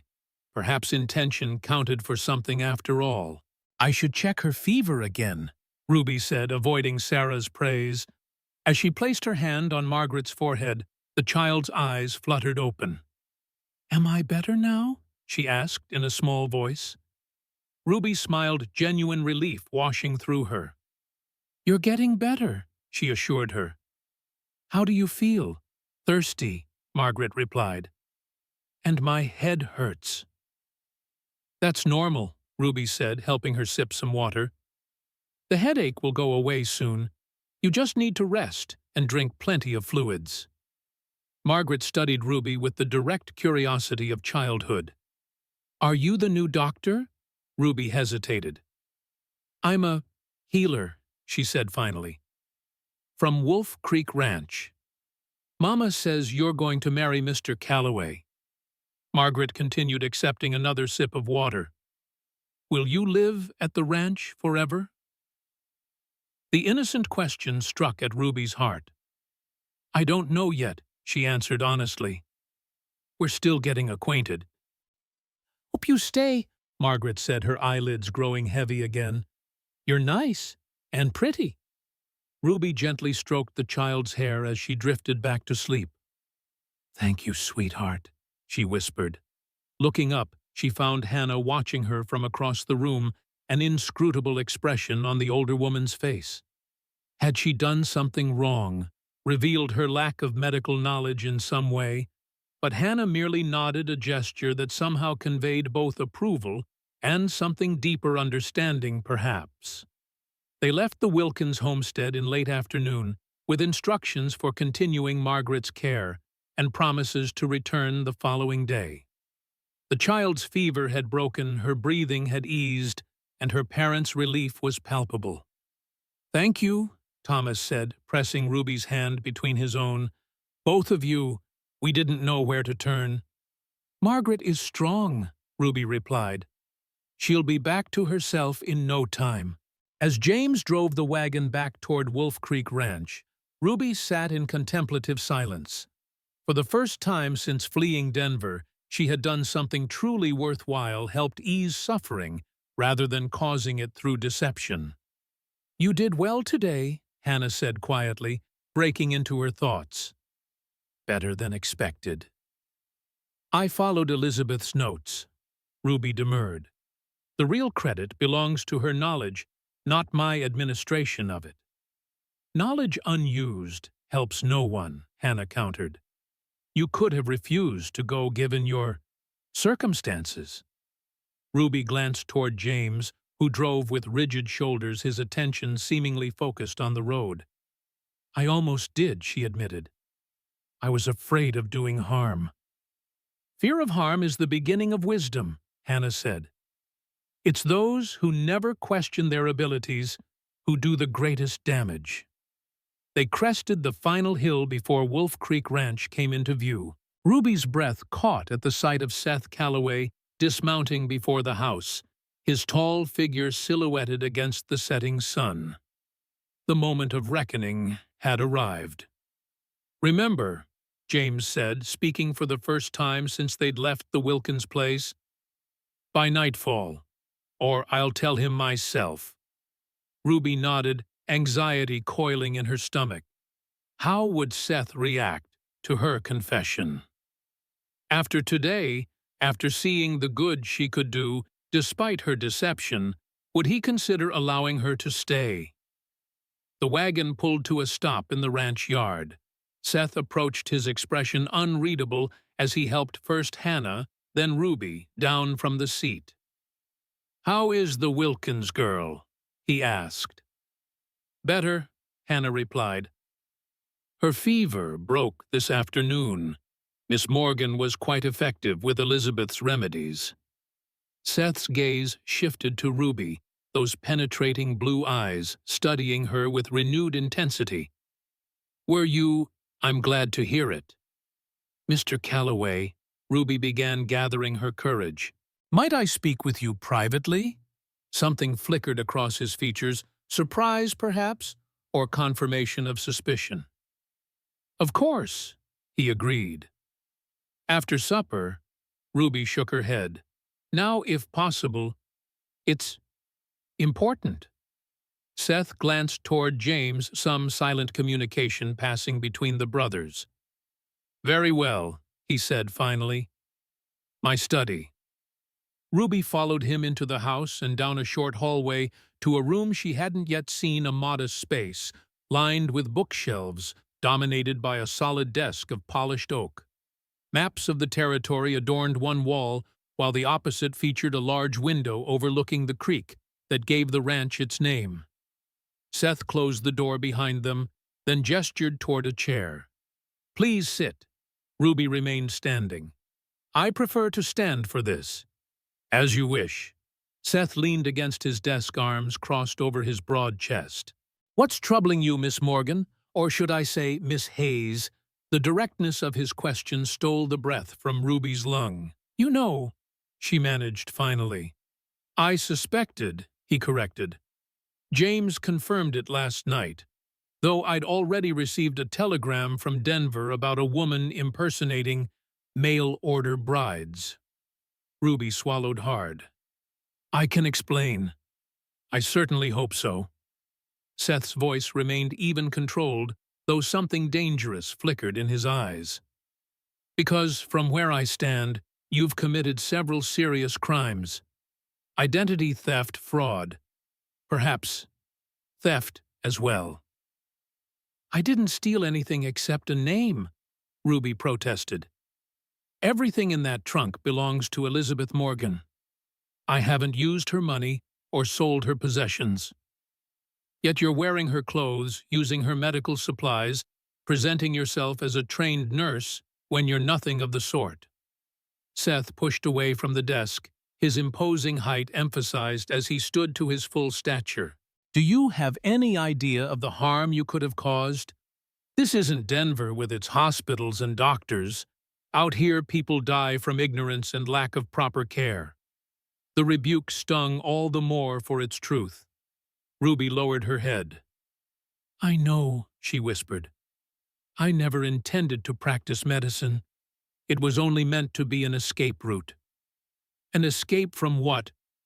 Seth's tone sharpened. "What exactly are you running from, Miss Hayes?" The moment of truth had arrived. Ruby raised her eyes to meet his, deciding that complete honesty was her only hope. "My name is Ruby Hayes. In Denver, I worked at the Frontier Moon Saloon." Seth's expression remained impassive, though his jaw tightened slightly at the revelation. "I'm running from a man named Edwin Blackwell," Ruby continued. "A businessman with powerful connections. I saw something in his ledgers, land deals, names, figures, that made no sense to me, but clearly meant something important. He caught me looking." "What kind of land deals?" Seth asked, his interest visibly piqued. "Property acquisitions throughout Colorado and Montana territories," Ruby explained, "including something called Clearwater Valley Holdings." Seth's posture stiffened. "Blackwell is involved with Victor Graham." "I don't know a Victor Graham," Ruby admitted. "But Blackwell was a client. He became ill afterward, and so did I. The doctor said the disease would return each time worse than before." "A disease?"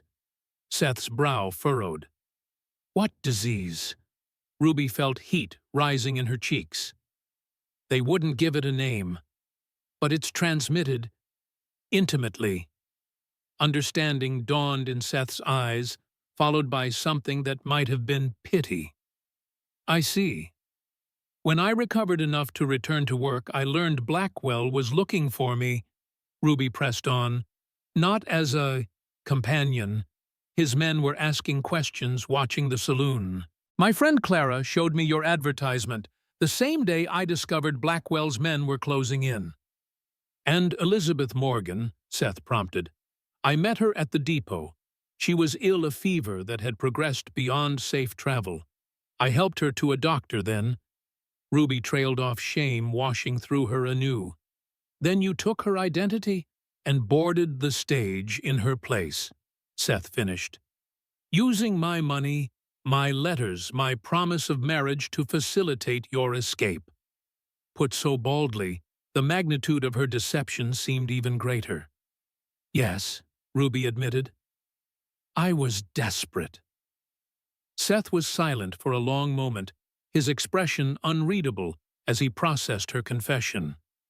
Ruby waited heart-pounding for his verdict. "Did Deputy Cooper know?" he asked finally. The question surprised her. "He discovered the truth during the journey," she admitted. "He was suspicious from the beginning. Yet he said nothing when you arrived."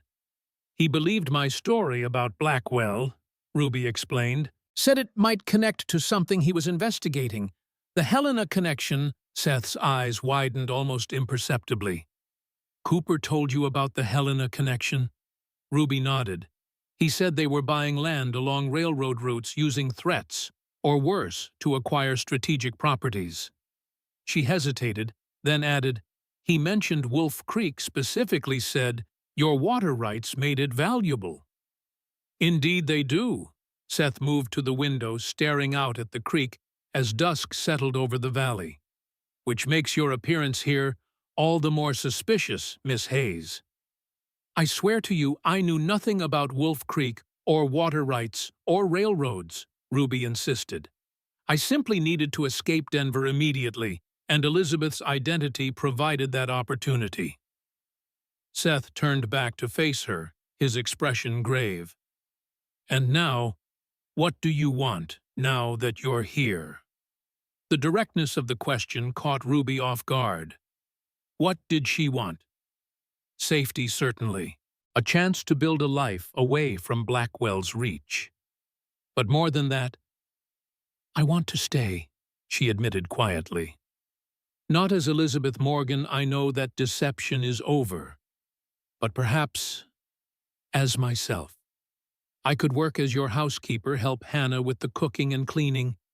I'm stronger than I look, and I learn quickly."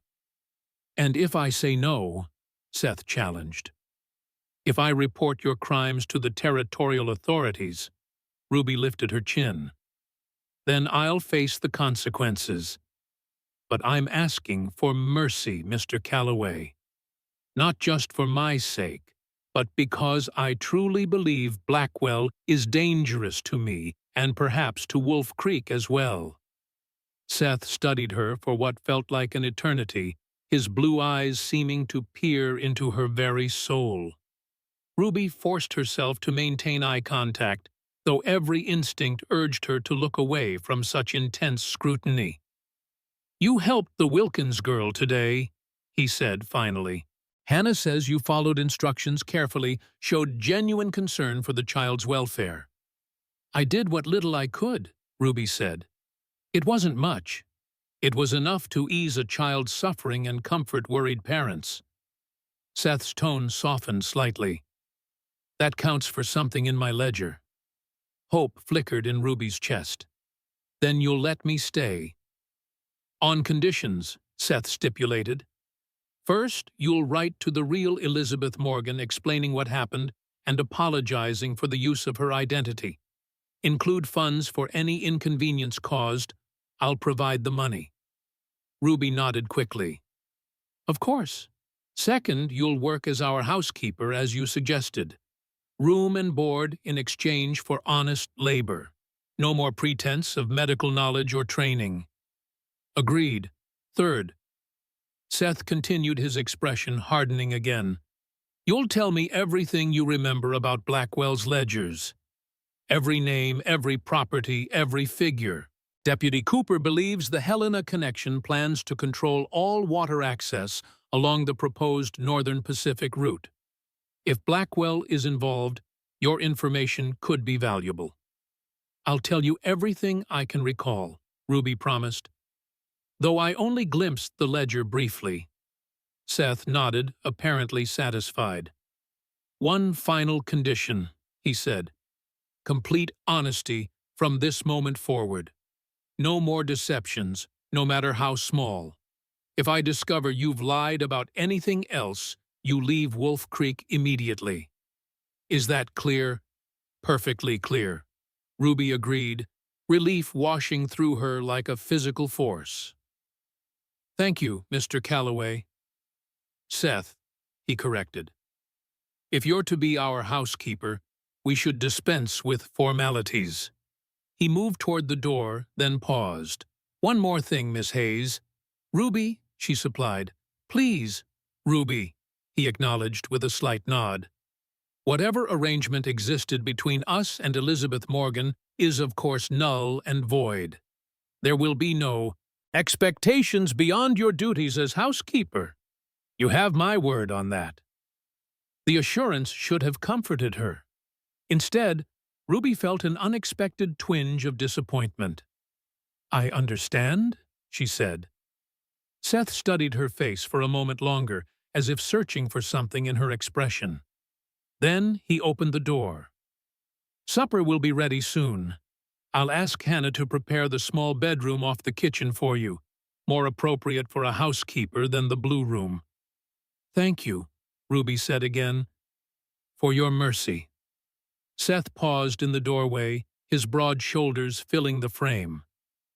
"Don't mistake pragmatism for mercy, Ruby. You have information I need, and Wolf Creek needs help with household matters.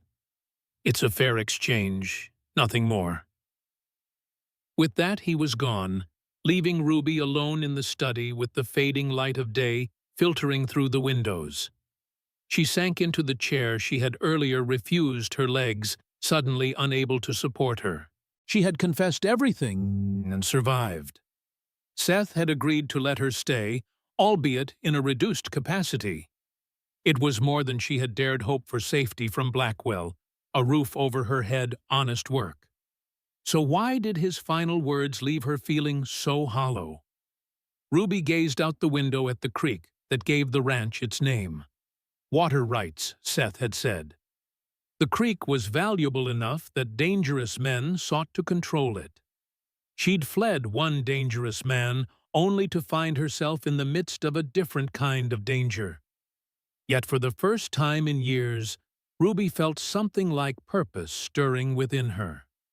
Today, she had helped ease a child's suffering. Small as that contribution might be, it represented something she had long thought lost the ability to do good rather than merely survive. As the last rays of sunlight disappeared behind the western mountains, Ruby made herself a silent promise. She would earn Seth Calloway's trust, no matter how long it took. She would prove that the woman who had arrived at Wolf Creek under false pretenses could become someone worthy of respect, perhaps even worthy of belonging in this wild, beautiful valley. It was a beginning, a second chance, and Ruby Hayes intended to make the most of it. The small bedroom off the kitchen proved to be a cozy space far more comfortable than Ruby's quarters at Frontier Moon had been. A narrow bed with a patchwork quilt occupied one wall, while a chest of drawers and a washstand completed the modest furnishings. The single window overlooked the kitchen garden, currently dormant, as autumn yielded to approaching winter. Hannah had helped her move her few belongings from the blue room, offering no commentary on Ruby's change in status. If the older woman harbored judgments about Ruby's deception or Seth's decision, she kept them to herself. "Breakfast preparation begins at 5, Hannah had said matter-of-factly. "I'll show you the routines tomorrow." Now, in the quiet of early evening, Ruby carefully unpacked Elizabeth's trunk, separating her own meager possessions from those belonging to the real nurse. The beautiful dresses, the medical supplies, the books, all would be returned to their rightful owner. Ruby set aside only the clothes she had worn from Denver, a plain nightgown, and her mother's silver hairbrush. The rest she repacked, carefully adding a note of apology she had composed at Seth's insistence. Tomorrow, she would ask Seth to help her arrange its return to Denver. A soft knock at her door interrupted the task. "Come in," Ruby called, expecting Hannah with instructions for the morning. Instead, James Calloway entered, his expression guarded but lacking the open hostility of their previous encounters. "Miss Hayes," he acknowledged, using her real name for the first time. "I see Seth allowed you to stay." "As housekeeper only," Ruby clarified. "Nothing more." James nodded, seemingly satisfied with this arrangement. "I owe you an apology," he said, surprising her. "Not for my suspicions, those were justified, but for assuming the worst about your motives." Ruby set down the book she'd been holding. You had every right to protect your brother and your home. Yes, but I was wrong about your connection to Graham. James leaned against the door frame. Seth told me about Blackwell and the ledgers you saw. If they're connected to the Helena banking group, your information could be valuable. I hope so, Ruby said, though I only glimpsed the ledger briefly. Even small details might help. James studied her with renewed interest. Seth also mentioned you handled yourself well during the stagecoach attack. Said Deputy Cooper was impressed by your composure under fire. Ruby shrugged, uncomfortable with the implied praise. Fear makes people capable of unexpected things. So does character, James countered. Not everyone maintains their wits when bullets start flying. An awkward silence fell between them, broken eventually by James clearing his throat. Hannah asked me to tell you that Seth wants to see you in his study. Something about recalling those ledger details while they're fresh in your mind. Ruby nodded. I'll go right away. As she moved toward the door, James stepped aside to let her pass, then added, For what it's worth, the Wilkins girl is doing much better. Sarah sent word that Margaret's fever hasn't returned. I'm glad, Ruby said sincerely. She's a sweet child. You did good work there today, James acknowledged. Whatever your past, that counts for something. Coming from the man who had been her harshest critic, the words carried surprising weight. Ruby offered a small smile of gratitude before heading toward Seth's study. She found him at his desk, surrounded by maps and papers, a lamp casting warm light across his concentrated features. He looked up at her knock, gesturing for her to enter. You wanted to see me? Ruby asked. Yes. Seth pushed aside the papers and indicated the chair opposite his desk. I'd like to go through everything you remember about Blackwell's ledgers. Every name property figure, no detail is too small. Ruby settled into the chair, gathering her thoughts. It happened quickly. I only saw 2 pages clearly before he caught me looking. Start with the headings, Seth suggested. How was the information organized? Ruby closed her eyes, trying to visualize the pages she'd glimpsed months earlier. Columns, she began. Properties listed by name or location in the first column. Clearwater Valley was one entry. Current owner in the next column. Purchase price, then. I think projected value or projected return.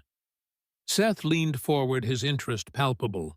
And Clearwater Valley, who was listed as the current owner. Ruby concentrated, forcing herself to remember details she hadn't understood as significant at the time. Multiple entries. Wilkinson, Peterson, Montgomery, and Calloway. She opened her eyes. Your name was there. Seth's expression darkened. Not surprising. Graham's been after Wolf Creek since my father died. He made a note on the paper before him. What figures were associated with the Calloway entry? Ruby hesitated, uncertain. I believe $5,000 offered, and $50,000 projected. Seth whistled softly. A 10-fold return. No wonder they're so persistent. He studied her face. What else do you remember? There was something about water rights. Ruby continued the details, returning as she focused. A separate column with notations secured for some properties, pending for others. Yours was marked resistant. A grim smile touched Seth's lips. Resistant. That's one way to put it. He made another note. Any other names you recall, particularly from outside Clearwater Valley? Ruby thought carefully, not wanting to invent details she wasn't certain of. There was a section for Helena properties, and something called Rimrock Basin. Does that sound familiar? Seth's head snapped up, his eyes sharpening with intensity. Rimrock Basin. You're certain? Yes. Ruby confirmed, startled by his reaction. Why is it important? Instead of answering, Seth rose abruptly and moved to a cabinet in the corner of the room. From it, he withdrew a rolled map, which he spread across his desk. Here, he said, pointing to a location northwest of Clearwater. Rimrock Basin, currently uninhabited except for a few prospectors, but it sits at the confluence of three major watersheds. Control Rimrock, and you control water access to half the Northern Territory. Ruby studied the map, understanding dawning. And the railroad is planned to go through there. Not currently, Seth explained. The surveyed route passes 30 miles east. But if someone were to control the water rights and refuse access to the current route, they could force the railroad to change course, Ruby finished. Through land they already own. Seth nodded, a hint of approval in his eyes. Precisely. It's a sophisticated scheme requiring significant capital political connections and ruthless determination. Like Edwin Blackwell, Ruby murmured, and Victor Graham. Seth rolled the map closed. The question is, how deeply are they involved with each other? Is Blackwell simply an investor or something more? Ruby hesitated, then offered. Blackwell mentioned judges and bankers he controlled, said it with pride as if ownership of people was an achievement. It is to men like him. Seth's expression hardened. Money buys influence. Influence begets power, and power becomes its own reward. He fixed Ruby with an intense gaze. This information could be vital, Ruby. If Blackwell and Graham are working together, they represent a threat not just to Wolf Creek, but to the entire territory's development. I wish I remembered more, Ruby said apologetically.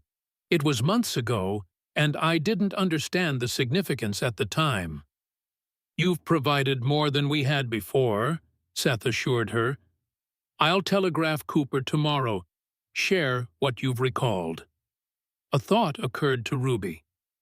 If Blackwell is connected to Graham, and Graham wants Wolf Creek Ranch, then Blackwell might eventually learn where you've fled, Seth finished her thought.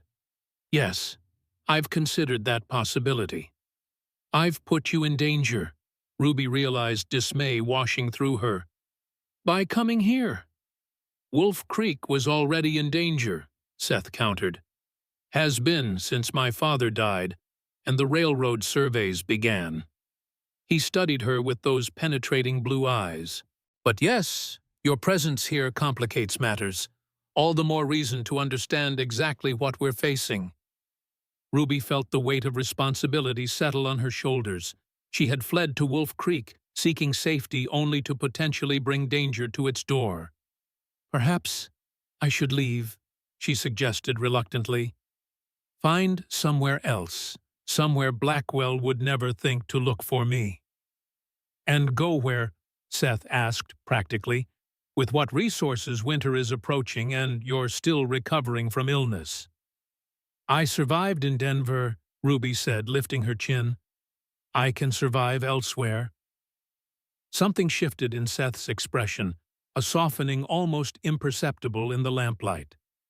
No one doubts your capacity for survival, Ruby. The question is whether mere survival is enough. The words struck a chord deep within her. For years, survival had been her only goal, daily existence in a life she'd never chosen. Was there something more to aspire to?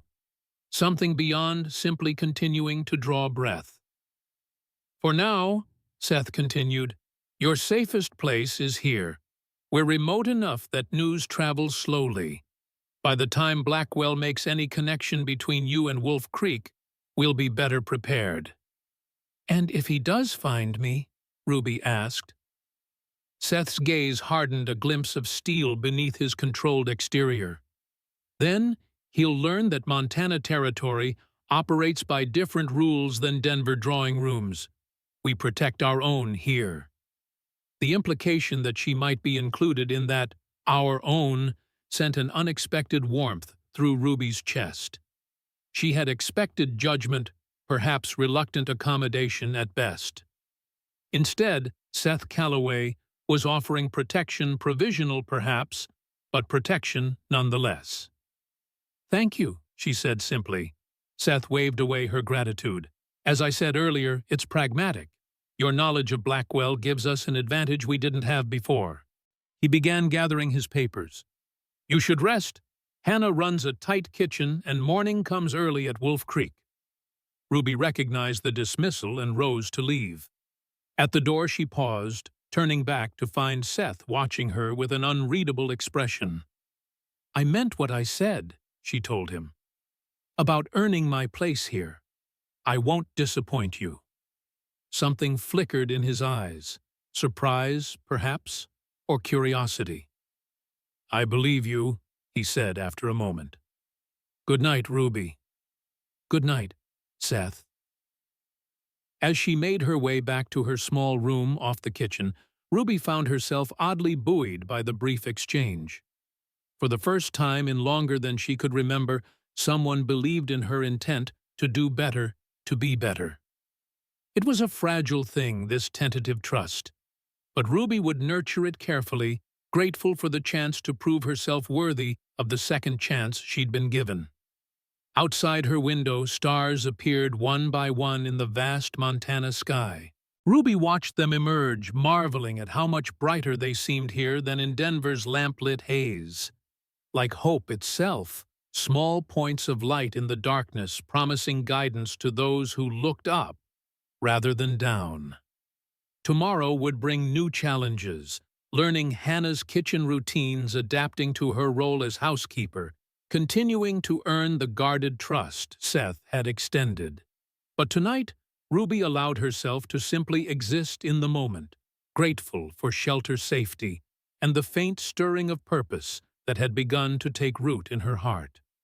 The weeks that followed brought a rhythm to Ruby's life at Wolf Creek Ranch, a sense of purpose and belonging she'd never experienced before, even as a child.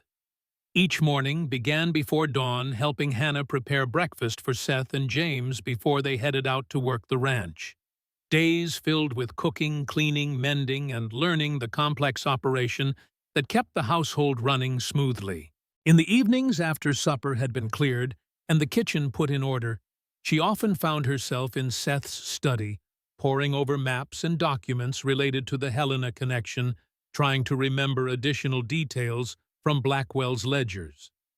November swept into the valley with bitter winds, and the first lasting snowfall transforming the landscape into a pristine white canvas broken only by the dark ribbon of the creek.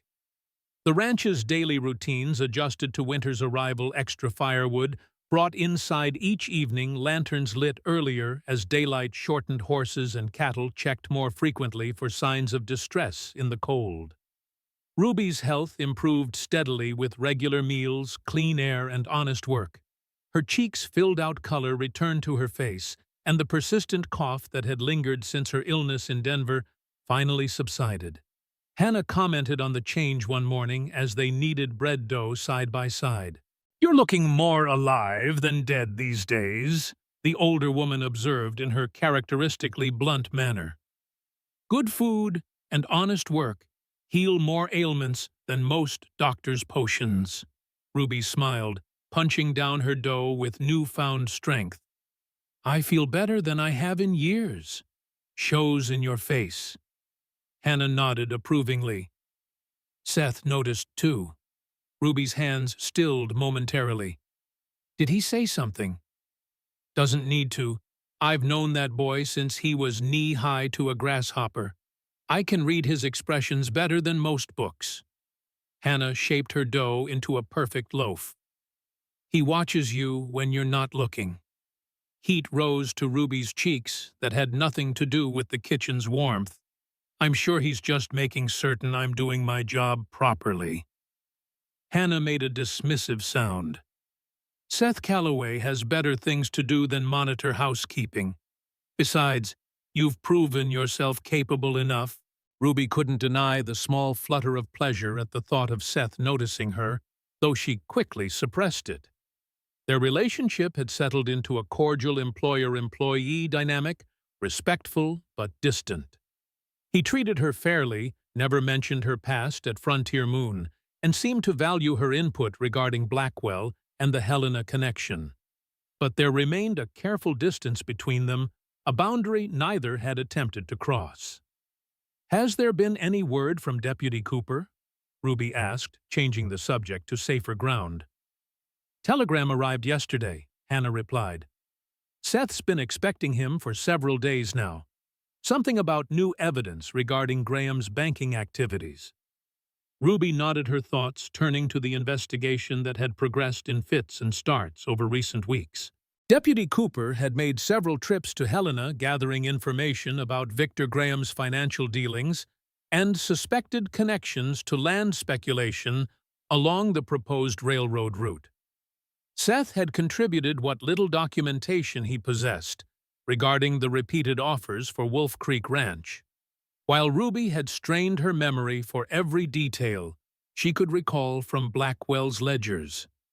It seemed they were building a case, though whether it would be enough to bring charges against Graham remained uncertain. And there had been no word of Edwin Blackwell himself, whether he was still in Denver, still searching for Ruby, or if he had any knowledge of her whereabouts. The sound of approaching horses interrupted her thoughts. Hannah moved to the window, wiping flour from her hands. "Deputy Cooper," she announced, "with someone else, a woman." Ruby joined her at the window, curious. Through the frosty glass, she could make out Cooper dismounting from his horse, then helping a female companion down from a sturdy pinto. The woman was bundled against the cold, her face partially obscured by a thick woolen scarf, but something about her posture seemed vaguely familiar.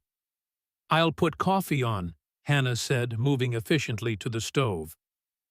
"They'll be frozen through after riding in this weather." Ruby returned to her bread-making, listening as the front door opened and male voices filled the entry hall. Seth's deep tones welcomed the visitors, followed by Cooper's lighter tenor and a female voice Ruby couldn't quite place. Footsteps approached the kitchen. Ruby turned a greeting forming on her lips, only to freeze in shock as the woman unwound her scarf. Clara Winters stood in the kitchen doorway, her weathered face breaking into a smile of recognition. "Well, look at you, child," she said, her gravelly voice unchanged since Denver. "Clean country living suits you better than I could have imagined." "Clara," Ruby whispered, scarcely believing her eyes. "What are you doing here?" Before Clara could answer, Seth appeared behind her, his expression grave. "Miss Winters has information about Edwin Blackwell," he explained. "Information that concerns us all." Cooper stepped into view, looking trail-worn but alert. "Miss Hayes, good to see you looking well." He nodded toward the table. "We should sit. This might take some time." Hannah efficiently served coffee and fresh bread while the newcomers settled at the kitchen table. James joined them, having been summoned from the barn by Seth. Ruby found herself seated between Clara and Cooper, opposite Seth, whose intense gaze suggested the seriousness of the situation. "Miss Winters arrived in Helena 3 days ago," Cooper began once everyone was settled. "She sought me out specifically based on conversations she'd had with Ruby before her departure from Denver." Clara reached across the table to squeeze Ruby's hand. "I've been worried sick about you, girl. After you disappeared, Blackwell's men tore through Frontier Moon like a tornado. Threatened Harold, questioned all the girls, offered rewards for information." A chill ran down Ruby's spine. "Did they hurt anyone?" "Nothing permanent," Clara said grimly. "Though Harold's nose will never be the same. But that's not why I'm here." She glanced at Cooper, who nodded encouragement. 2 weeks ago, a man came to the saloon asking questions about you different from Blackwell's usual thugs. Well-dressed, soft-spoken, said he represented banking interests in Helena. Victor Graham, Seth said, not a question, but a confirmation. Clara nodded. He didn't give a name, but he mentioned Clearwater Valley and Wolf Creek Ranch. Wanted to know if you'd ever spoken of the place, if you might have headed this way after leaving Denver. Ruby felt the blood drain from her face. What did you tell him? Nothing useful, Clara assured her. Said you'd talked about heading to California, maybe trying your luck in San Francisco. Her expression hardened. But he didn't believe me. I could tell by the way he smiled like a cat who's spotted a mouse hole. What happened then? James asked, leaning forward with concern. He left a card, said to contact him if I remembered anything else. Clara extracted a small pasteboard rectangle from her pocket and placed it on the table. But that night I overheard him talking with one of Blackwell's men behind the saloon. They mentioned the Hayes woman and Calloway's ranch in the same breath. Seth picked up the card, examining the elegant script. Victor Graham, Montana Territorial Bank, Helena. His expression darkened. So Graham and Blackwell are definitely working together. More than working together, Cooper interjected. According to bank records, I've been able to access Blackwell as a major investor in Graham's enterprises. He's provided capital for most of the land purchases along the proposed railroad route. Which explains why he reacted so strongly when Ruby saw his ledgers, Seth concluded. There's more, Clara said grimly. The morning after I overheard them, Blackwell himself arrived at Frontier Moon. He was different, thinner, with a strange intensity in his eyes. He questioned me directly about Ruby, said it was a matter of personal satisfaction to find her. Ruby shivered despite the kitchen's warmth. He's still looking for me. Obsessively, Clara confirmed. And now he knows where you are. Or at least suspects. Seth's expression had grown increasingly grave as the conversation progressed. How much time do we have? Cooper grimaced. Not much. Graham left Helena 3 days ago, supposedly on bank business. He was seen heading east toward Clearwater. And Blackwell? James asked. Unknown, Cooper admitted. But given their pattern of coordination, I'd wager he's not far behind if he's not already with Graham. The implications hung heavy in the kitchen air. Ruby looked from face to face, seeing concern, calculation, and in Seth's case, a cold determination that sent a different kind of shiver through her body. What do we do? She asked finally. Seth pushed back from the table, his decision apparently made. James, ride to the Wilkins place. Warn them and any other neighbors you can reach before nightfall. Then continue to Clearwater and alert Sheriff Davis. James nodded, already standing. What about Wolf Creek? Cooper and I will prepare defenses here, Seth replied. Hannah takes stock of supplies, food, ammunition, medical necessities. We may need to withstand a siege if Graham brings enough men. Ruby watched the calm efficiency with which Seth issued orders, the way the others responded without question to his leadership. This was a man accustomed to crisis, to making decisions under pressure. What about me? She asked. What can I do? Seth's blue eyes met hers directly. Pack your essential belongings. If Graham and Blackwell are coming, we need to be prepared for all possibilities, including evacuation if necessary. I won't run again, Ruby protested. This is my fault. I won't leave you to face the danger I brought here. This isn't just about you anymore. Seth countered, his voice firm, but not unkind. Graham wanted Wolf Creek long before you arrived. Your presence has simply accelerated his timetable. Clara reached for Ruby's hand. He's right, child. Men like Blackwell and Graham were going to collide with Calloway eventually. You're just the excuse they're using now. Ruby wanted to argue further, but recognized the logic in their position. She nodded reluctantly. "I'll pack, but I want to help with preparations, too." Seth studied her for a moment, then gave a short nod. "Fair enough. We can use every pair of hands." The kitchen exploded into activity. James departed immediately for the neighbors, while Hannah began inventorying supplies. Cooper and Seth withdrew to the study to examine maps and plan defensive positions, leaving Ruby and Clara alone in the kitchen. "You've found yourself a good man here," Clara observed quietly as they washed the coffee cups. Ruby felt heat rise to her cheeks. "It's not like that. I'm just the housekeeper." Clara snorted. "And I'm the Queen of England. I saw how he looks at you, and how you look at him, miss, when you think no one's watching." "He took me in when he had every reason to turn me away," Ruby admitted. "He's been fair, even kind in his way. But there's a distance he maintains."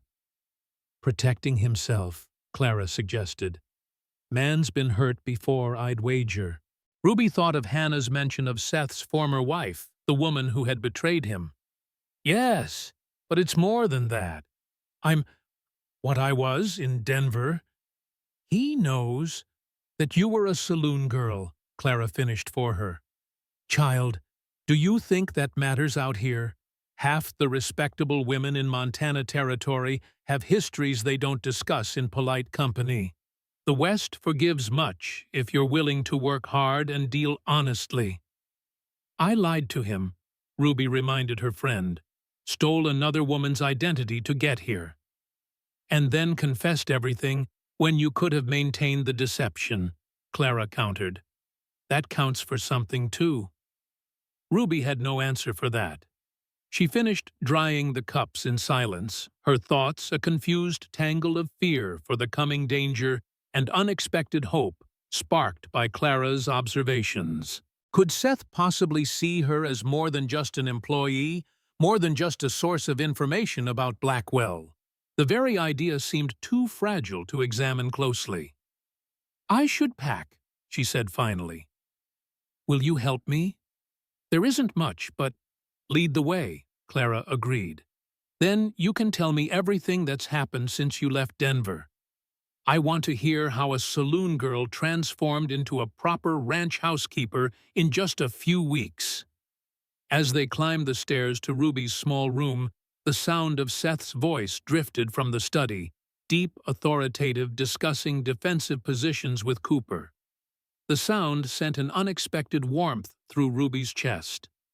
Whatever happened in the coming days, she knew with sudden clarity that Wolf Creek had become home worth defending, worth fighting for.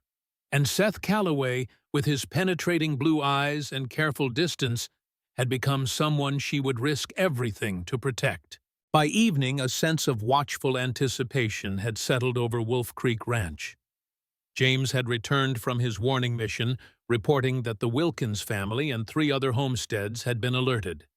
Sheriff Davis had promised to ride out at first light with several deputized men, but darkness and the threat of snow had prevented an immediate response. Seth had organized their limited forces with military precision.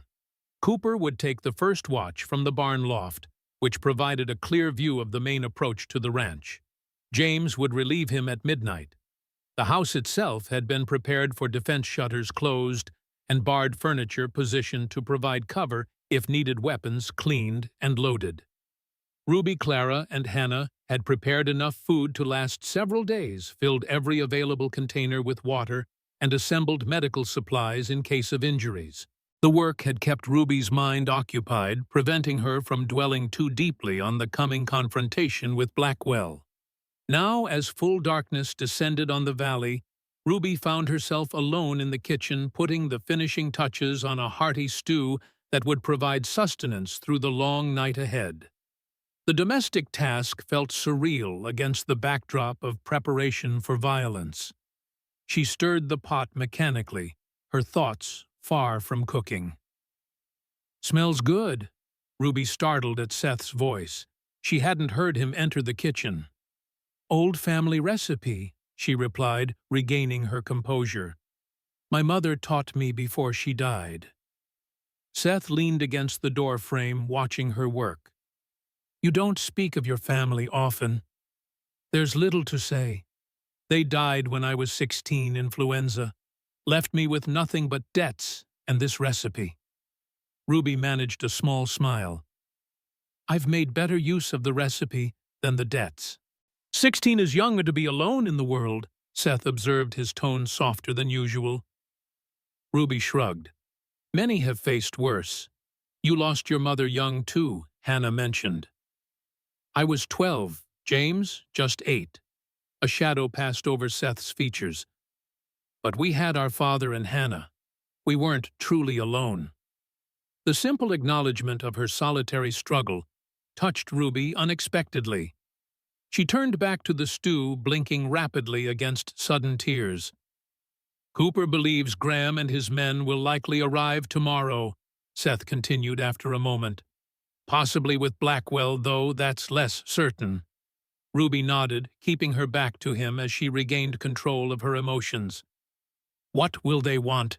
Officially, to make another offer for the ranch. Seth moved into the kitchen, standing close enough that Ruby could feel his presence like physical warmth behind her. Unofficially, to apply pressure by whatever means necessary until I sell. In me? Ruby asked finally, turning to face him. What will Blackwell want with me? Seth's expression darkened. Nothing good, I suspect. Men like Blackwell don't tolerate perceived betrayal. I didn't betray him, Ruby pointed out. I simply saw something I shouldn't have. In his mind, that amounts to the same thing.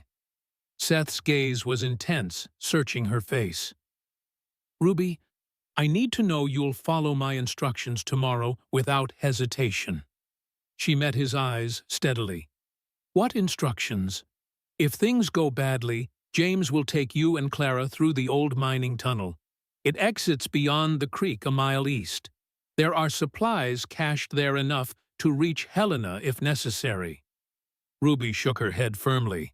I told you before, I won't run. This isn't about running, Seth countered, a new urgency in his voice. It's about surviving to fight another day. Cooper has enough evidence to bring charges against Graham and Helena, but someone needs to ensure that evidence reaches the territorial authorities.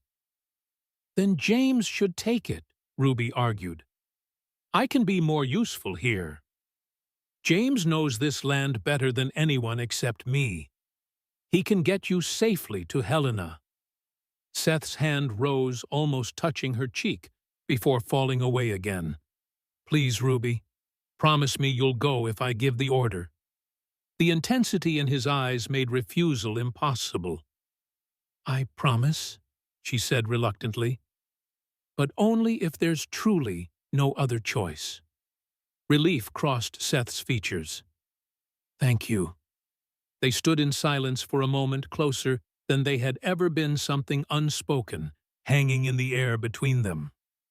Ruby found herself studying the lines of his face, the small scar bisecting his eyebrow, the way his beard framed a mouth that rarely smiled, but spoke with such conviction.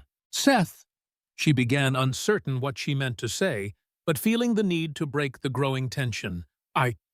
A sharp whistle from outside cut through the moment Cooper's signal that something had been spotted.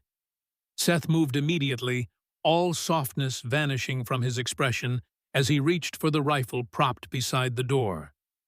Stay inside, he ordered. Wake Hannah and Clara. No lights near the windows. Then he was gone, striding toward the front of the house where James was already unlocking the door, his own weapon at the ready. Ruby extinguished the kitchen lamp and moved through the darkened house to alert the others as instructed. By the time she returned to the main room, Seth and James had taken positions at different windows, peering cautiously through narrow gaps in the shutters. Riders, James reported quietly. 4, maybe 5, coming slow. Cooper, Seth asked. Still in position at the barn.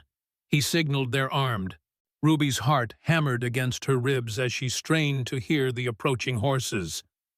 Hannah and Clara entered silently, both women's faces set in determined expressions that suggested they were no strangers to crisis. "Who would come at this hour?" Clara whispered. "No one with honest intentions," Hannah replied grimly, extracting a shotgun from behind the stone fireplace. The casual way she checked the weapon suggested long familiarity with its use. Minutes stretched in tense silence as the sound of hoofbeats grew louder, then stopped entirely. Male voices carried through the night air, too distant to distinguish words, but clear enough to confirm multiple visitors. "They've stopped at the edge of the yard," James murmured, "spreading out around the house." Seth's posture stiffened. Not Graham's usual approach. He typically comes in broad daylight, all business and false courtesy. A sharp crack shattered the silence, a warning shot fired into the air. "Calloway," a voice called out. We know you're in there. Send out the Hayes woman and we'll leave your ranch intact." Ruby's blood turned to ice. Not Graham's voice, too rough, too common. One of Blackwell's men, then. Seth remained utterly still, making no response to the demand. "You hear me, Calloway," the voice continued. "We just want the woman. She's a thief and a whore who stole from Mr. Blackwell. Got nothing to do with you or your ranch." Ruby felt Clara's hand close around her wrist, offering silent support as the crude description hung in the air. Seth's expression had hardened to granite, his knuckles white around his rifle. "Last chance," the man shouted. "Send her out, or we burn you out." James looked to Seth, awaiting direction. Seth remained motionless for another moment, then spoke in a voice so low Ruby barely heard it. "James, get the women to the tunnel. Now." "Seth," Ruby began to protest. "No arguments." He cut her off, his tone brooking no opposition. "You promised." Before she could respond, the sound of breaking glass pierced the night, followed by the unmistakable whoosh of flames catching. A bottle had been thrown through one of the back windows, a makeshift torch that now set the curtains ablaze. "Go," Seth commanded, moving toward the fire. "James, get them out. Cooper and I will hold them off." The next moments passed in a blur of smoke and urgency. Hannah moved with surprising speed for her age, leading them toward the kitchen and the cellar door beyond. James followed, covering their retreat, as Seth battled the spreading flames. "The tunnel entrance is behind the wine barrels," Hannah instructed as they descended into the cellar's cool darkness. "James knows the way." Ruby hesitated at the bottom of the stairs, looking back toward the main house, where firelight now glowed ominously. "We can't just leave them." "Seth knows what he's doing," James assured her, though his own expression betrayed his concern. "Cooper is still positioned outside.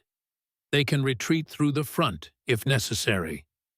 The sound of gunfire erupted above them, multiple weapons discharging in rapid succession. Ruby flinched involuntarily, imagining bullets tearing through wood, seeking flesh. "Ruby, we must go," Clara urged, tugging at her arm. "Seth is giving us time to escape. Don't waste his sacrifice." The word sacrifice jolted Ruby from her paralysis. She allowed herself to be guided toward the back of the cellar, where James was already shifting heavy barrels to reveal a narrow wooden door set into the stone foundation. "My father built this during the early mining days," James explained as he worked. "Connected the house to an old prospect shaft that runs under the creek.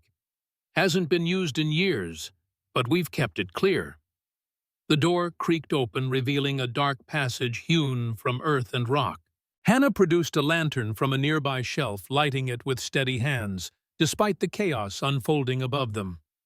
"This will guide our way," she said. "James, you lead. I'll follow with Clara. Ruby comes next and I'll take the rear.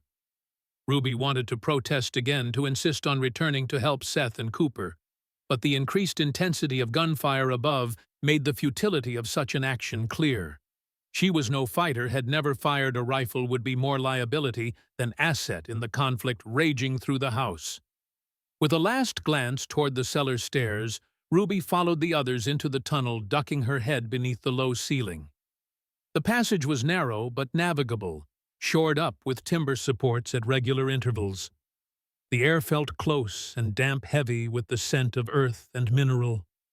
They moved as quickly as the uneven footing allowed, James setting a pace that challenged the older women but never exceeded their capabilities. Ruby found herself reaching back frequently to help Clara over rough patches, the older woman's breathing growing labored in the tunnel's confines.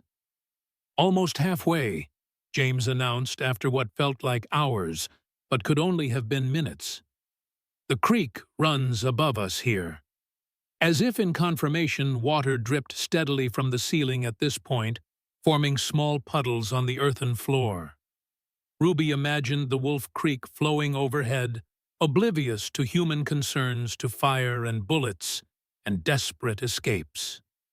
The tunnel began to slope upward, the ascent gradual but noticeable in burning calves and increased breathing effort. James paused occasionally to check their progress against landmarks only he could recognize in the dimly lit passage. "Listen," Hannah said suddenly, her voice barely above a whisper. They all froze, straining to hear through the layers of earth and rock that surrounded them. At first, Ruby detected nothing but their collective breathing and the distant drip of water. Then faint but unmistakable, the sound of loose stones shifting somewhere behind them. "Someone's in the tunnel," James whispered, extinguishing the lantern with a swift movement that plunged them into absolute darkness. "Stay still. Stay quiet." Ruby's heart thundered so loudly in her ears she feared it might betray their position. She reached out blindly in the blackness, finding Clara's hand and gripping it tightly. The sounds grew clearer, a scuffing of boots against earth, a muffled curse as someone navigated the passage without light. Whoever followed was making no effort at stealth, confident, either in superior numbers or weaponry. "We need to move." James breathed, his voice so low it was barely audible even in the confining space.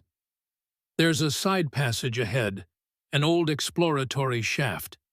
It doesn't go far, but it might hide us long enough to let them pass." Guided only by James's intimate knowledge of the tunnel system and occasional touches to maintain contact in the darkness, they crept forward. Ruby's eyes strained uselessly against the perfect black, her other senses heightened to painful acuity. Every breath seemed thunderous, every step a betraying announcement of their presence. James stopped abruptly, his hand finding Ruby's arm in the darkness to halt her progress. "Here," he whispered. "To the right. Feel along the wall." Ruby's fingers encountered rough stone, then an opening, a gap in the tunnel wall that felt barely wide enough to accommodate a person. James guided them one by one into the narrow space, positioning himself at the entrance with what Ruby assumed was a weapon at the ready. The sounds of pursuit grew louder. A faint glow appeared in the main tunnel lantern light carried by whoever followed them. Ruby pressed herself against the cold stone of their hiding place, willing her breathing to silence her body to stillness. The light grew stronger, illuminating small portions of the main passage as the pursuers approached. Ruby caught glimpses of the tunnel walls, the support timbers, James's tense profile at the entrance to their hiding spot. Then a voice, rough, impatient, shattered the tense silence. "They came this way. Tracks are clear in the mud near the creek section." "Could have exited already," another voice responded. "Tunnel has to come out somewhere." "Boss wants the woman," the first voice insisted. "Keep moving." The light passed their hiding place without pause, continuing down the main tunnel toward the exit. James remained frozen at the entrance, listening intently as the footsteps and voices receded into the distance. "Two men," he whispered when the sounds had faded. "But there could be more at the exit." "What do we do?" Clara asked, her voice trembling slightly. James was silent for a long moment, clearly weighing their limited options. "We can't go back to the house," he said finally, "and continuing to the exit means potential ambush." "Is there another way out?" Ruby asked. "No," James admitted. "But there's a widened section about 50 yards further where the miners once stored equipment. If we can reach it, we might be able to wait them out." It was a desperate strategy, but none of them could propose a better alternative. With James again in the lead, they emerged from their hiding place and continued down the main tunnel, moving as quietly as possible in the absolute darkness. The storage alcove proved to be a small chamber carved into the side of the main passage, its entrance partially concealed by a natural bend in the tunnel. Large enough to hold all four of them in relative comfort, it offered a defensive position from which they could monitor the main passage. "Now what?" Ruby whispered as they settled into the dark space. "We wait," James replied grimly. "If they don't find us, they'll eventually assume we've already exited and move to search elsewhere." "And if they do find us?" Clara asked. The weight of James's silence provided answer enough. Hours passed in tense darkness. Occasionally they heard sounds from the main tunnel men passing back and forth, calling to each other in frustrated tones as their search proved fruitless.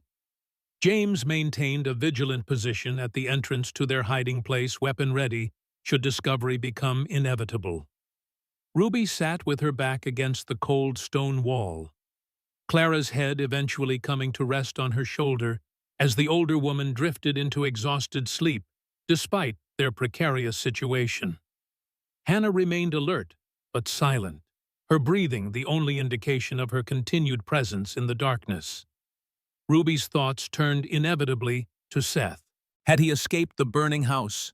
Was he searching for them, or lying wounded, or worse, amid the remains of the home he had worked so hard to maintain? The uncertainty was a physical ache in her chest, a pain more acute than any she had experienced during her illness in Denver. "He'll be all right," James said softly, as if reading her thoughts. "Seth's survived worse." "The house," Ruby began. "Can be rebuilt," James finished. "Seth cares about the land, about the people. The rest is just structure." The quiet confidence in his voice offered Ruby a thin thread of hope to cling to as the hours dragged on. Eventually, the sounds of pursuit faded entirely, suggesting their hunters had either given up or moved their search to the tunnel exit. "I think they've gone," James whispered after a particularly long silence. "But we should wait a while longer to be certain." Ruby had lost all sense of time in the darkness. It could have been midnight or midday. Above ground in the tunnel's confines, such distinctions held no meaning. Just as James was preparing to scout the main passage, a new sound reached them, distant at first, then growing steadily clearer. Footsteps but lighter than before, moving with purpose rather than the hesitant searching of their pursuers. James raised his weapon, positioning himself to defend the entrance to their hiding place. "James," a voice called softly from the darkness. "Ruby, are you there?" Ruby's heart leapt at the familiar deep tones. "Seth!" she called back, unable to contain herself despite James's cautioning gesture. The beam of a lantern appeared around the bend in the tunnel, illuminating Seth's tall figure. His face was smudged with soot. A bloody gash marred his forehead, but he was gloriously, undeniably alive. "Thank God." He breathed the lantern light, revealing naked relief on his features as he spotted them. "Cooper and I have been searching for hours." Ruby moved without conscious thought, pushing past James to throw herself into Seth's arms. He stiffened momentarily in surprise. Then his free arm came around her, holding her tightly against his chest. "You're alive," she whispered against the rough fabric of his shirt. "I thought when the house caught fire." "Takes more than fire to stop a Calloway," he murmured, his voice rumbling beneath her ear. "The damage isn't as bad as it could have been. We managed to extinguish it before it spread beyond the main room." Ruby reluctantly pulled back, suddenly aware of her impulsive action and the audience watching them.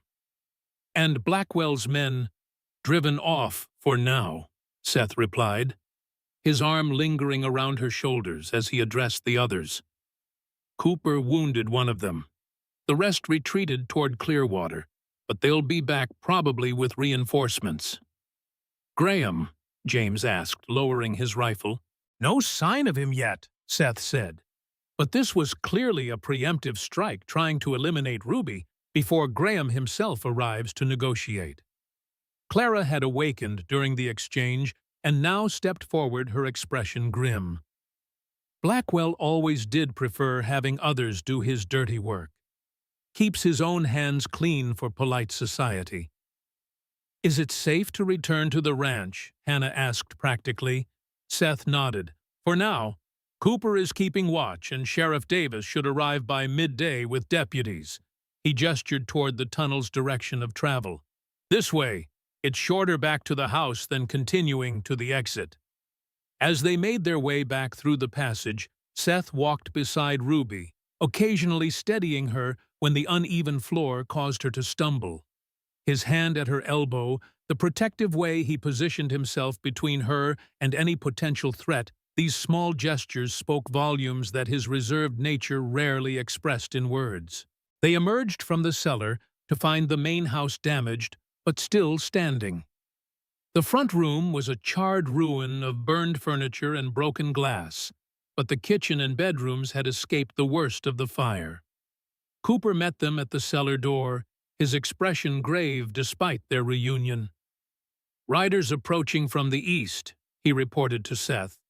"At least 6 moving slowly, different group from before." Seth's expression hardened. "Graham," he said with certainty, "with enough men to make his point without appearing overtly threatening."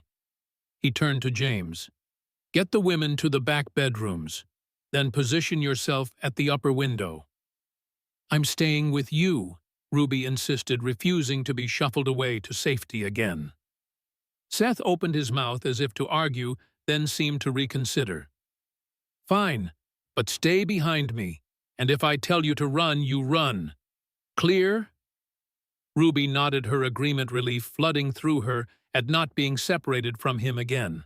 Clara and Hannah withdrew as instructed, the older woman practically dragging Clara with her, despite her protests. James disappeared upstairs while Cooper took up position near what remained of the front window. Seth guided Ruby to the kitchen, positioning her near the back door, where escape would be possible if necessary. "Stay here," he instructed. "You'll be able to hear everything, but they won't see you unless they enter the house."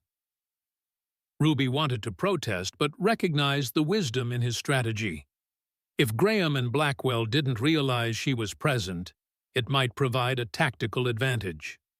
The sound of horses entering the yard reached them clearly. Male voices called out, more civilized than the rough tones of the previous night's attackers, but no less menacing in their implication. "Calloway, I see you've had some excitement since my last visit." Seth moved to the front door, standing framed in the opening, but making no move to step outside. Ruby could see only his back, straight, unyielding, radiating a quiet authority that seemed to fill the damaged room. "Victor," Seth's voice carried clearly back to Ruby's position, "you've brought friends, and after such a hospitable visit from your associates last night." "I heard there was some unpleasantness," the unseen Graham replied, his tone falsely solicitous. "Nothing to do with me, I assure you, though I understand they were looking for someone, specifically a young woman recently arrived from Denver." Ruby's breath caught in her throat. She pressed closer to the kitchen doorway, needing to see the confrontation despite Seth's instructions. From her new vantage point, she could make out a group of mounted men in the yard. At their center sat a portly figure on an expensive bay horse, Victor Graham, she presumed. But it was the man slightly behind him who captured Ruby's attention and sent ice flooding through her veins. Edwin Blackwell sat straight-backed on a black stallion, his once robust frame noticeably thinner, his formerly florid complexion now pale and drawn. But his eyes, those cold, calculating eyes that had assessed her worth in Denver, remained unchanged. They swept the damaged facade of Wolf Creek Ranch with evident satisfaction. "I'm not aware of any woman from Denver," Seth replied evenly. "Just myself, my brother, and our housekeeper. Perhaps your associates received faulty information." Graham chuckled, the sound utterly devoid of humor. "Come now, Calloway. We both know Ruby Hayes is here. My associate, Mr. Blackwell, has traveled all the way from Denver to recover some property she borrowed before her hasty departure." Seth remained impassive. "I don't know anyone by that name." "A shame," Graham sighed theatrically. "Mr. Blackwell is quite determined to find her. And I must say, after last night's unfortunate fire, your property looks increasingly vulnerable. Accidents happen so easily in these remote locations." The threat hung in the air naked in its implication. Ruby's fists clenched at her sides. She couldn't allow this to continue, couldn't let Seth face danger on her behalf when she had the power to end it. Before she could step forward, however, Cooper's voice rang out from his position by the window. "That sounds remarkably like a threat, Mr. Graham. One that might interest Judge Hammond in Helena." Graham's affable expression faltered slightly. "Deputy Cooper, I didn't realize you were visiting Wolf Creek." "Official business," Cooper replied smoothly. "Investigating reports of intimidation and arson attempts against property owners who've refused to sell to certain banking interests." For the first time, Blackwell spoke, his cultured voice carrying clearly across the yard. "We've simply come to speak with Miss Hayes about matters in Denver. Nothing that need concern the territorial authorities." "Strange," Cooper countered, "because I have sworn statements from 3 property owners who've been threatened by men claiming to represent your banking consortium. And now I witness what appears to be another such threat against a ranch that controls crucial water rights along the proposed railroad route." Graham's facade of civility slipped further. "You're overstepping your authority, Deputy. This is a private business matter between myself and Calloway." "Is that why you brought 5 armed men to a business discussion?" Seth asked mildly. "Or why your associates tried to burn us out last night?" "I had nothing to do with any fire," Graham protested, though his denial lacked conviction. Ruby had heard enough. Despite Seth's instructions, despite the danger, she could no longer remain hidden while others faced threats on her behalf. She stepped into full view beside Seth, meeting Blackwell's startled gaze directly. "Looking for me, Edwin?" she called, injecting her voice with a confidence she didn't entirely feel. "Here I am." Seth stiffened beside her but didn't attempt to move her back to safety. Instead, his hand found hers, squeezing briefly in silent support before releasing it. Blackwell's thin face contorted with an emotion Ruby couldn't quite identify. Triumph mingled with something darker, more personal. "Ruby Hayes," he said, her name sounding like a curse on his lips. "You've led me on quite a chase." "A chase you've undertaken for no reason," Ruby replied steadily. "I took nothing from you except my freedom." "You saw things not meant for your eyes," Blackwell countered, urging his horse forward slightly. "Information that could prove problematic if shared with certain parties." Information about your land schemes with Mr. Graham. Ruby gestured toward Cooper. The deputy already knows everything I saw, as do the territorial authorities in Helena. This was stretching the truth considerably, but Ruby delivered the bluff with unwavering confidence. Beside her, Seth remained a solid presence, his stillness somehow more intimidating than overt aggression would have been. Graham and Blackwell exchanged glances, something unspoken passing between them. "Perhaps we've gotten off on the wrong foot," Graham suggested, his tone shifting to conciliation. "No one wants violence. I've always maintained that reasonable men can reach reasonable agreements." He produced a document from his coat pocket. "I have here an offer for Wolf Creek Ranch, $50,000. Far above market value for a property this remote." The same figure listed in Blackwell's ledger as projected return, Ruby noted. "Interesting coincidence." Graham's expression flickered with surprise before he controlled it. "I don't know what you think you saw, Miss Hayes, but—" "She saw enough," Cooper interrupted. "Enough to establish a pattern when combined with other evidence we've gathered. Witness intimidation, arson, conspiracy to manipulate land prices along the railroad route." He stepped forward to stand on Seth's other side. "The territorial governor is quite interested in your activities, gentlemen." For the first time, uncertainty showed clearly on Graham's face. He turned to Blackwell, who had gone very still, his complexion even paler than before. "This is absurd," Blackwell declared, though his voice lacked its former authority. "The word of a common whore against respected businessmen, no court would entertain such accusations." The crude insult struck Ruby like a physical blow, but she refused to show its effect. "Not just my word," she replied evenly, "but the evidence in your own ledgers, the testimony of other property owners you've threatened, the pattern of land acquisitions that so conveniently align with the proposed railroad route." "A route that would be forced to change," Seth added, "if the water rights controlled by properties like Wolf Creek were suddenly unavailable to the railroad company." Graham's face had lost all pretense of affability. "You're making dangerous accusations, Calloway." "And you've made a dangerous miscalculation," Seth countered. "Wolf Creek isn't for sale. Not for 5,000, not for 50,000.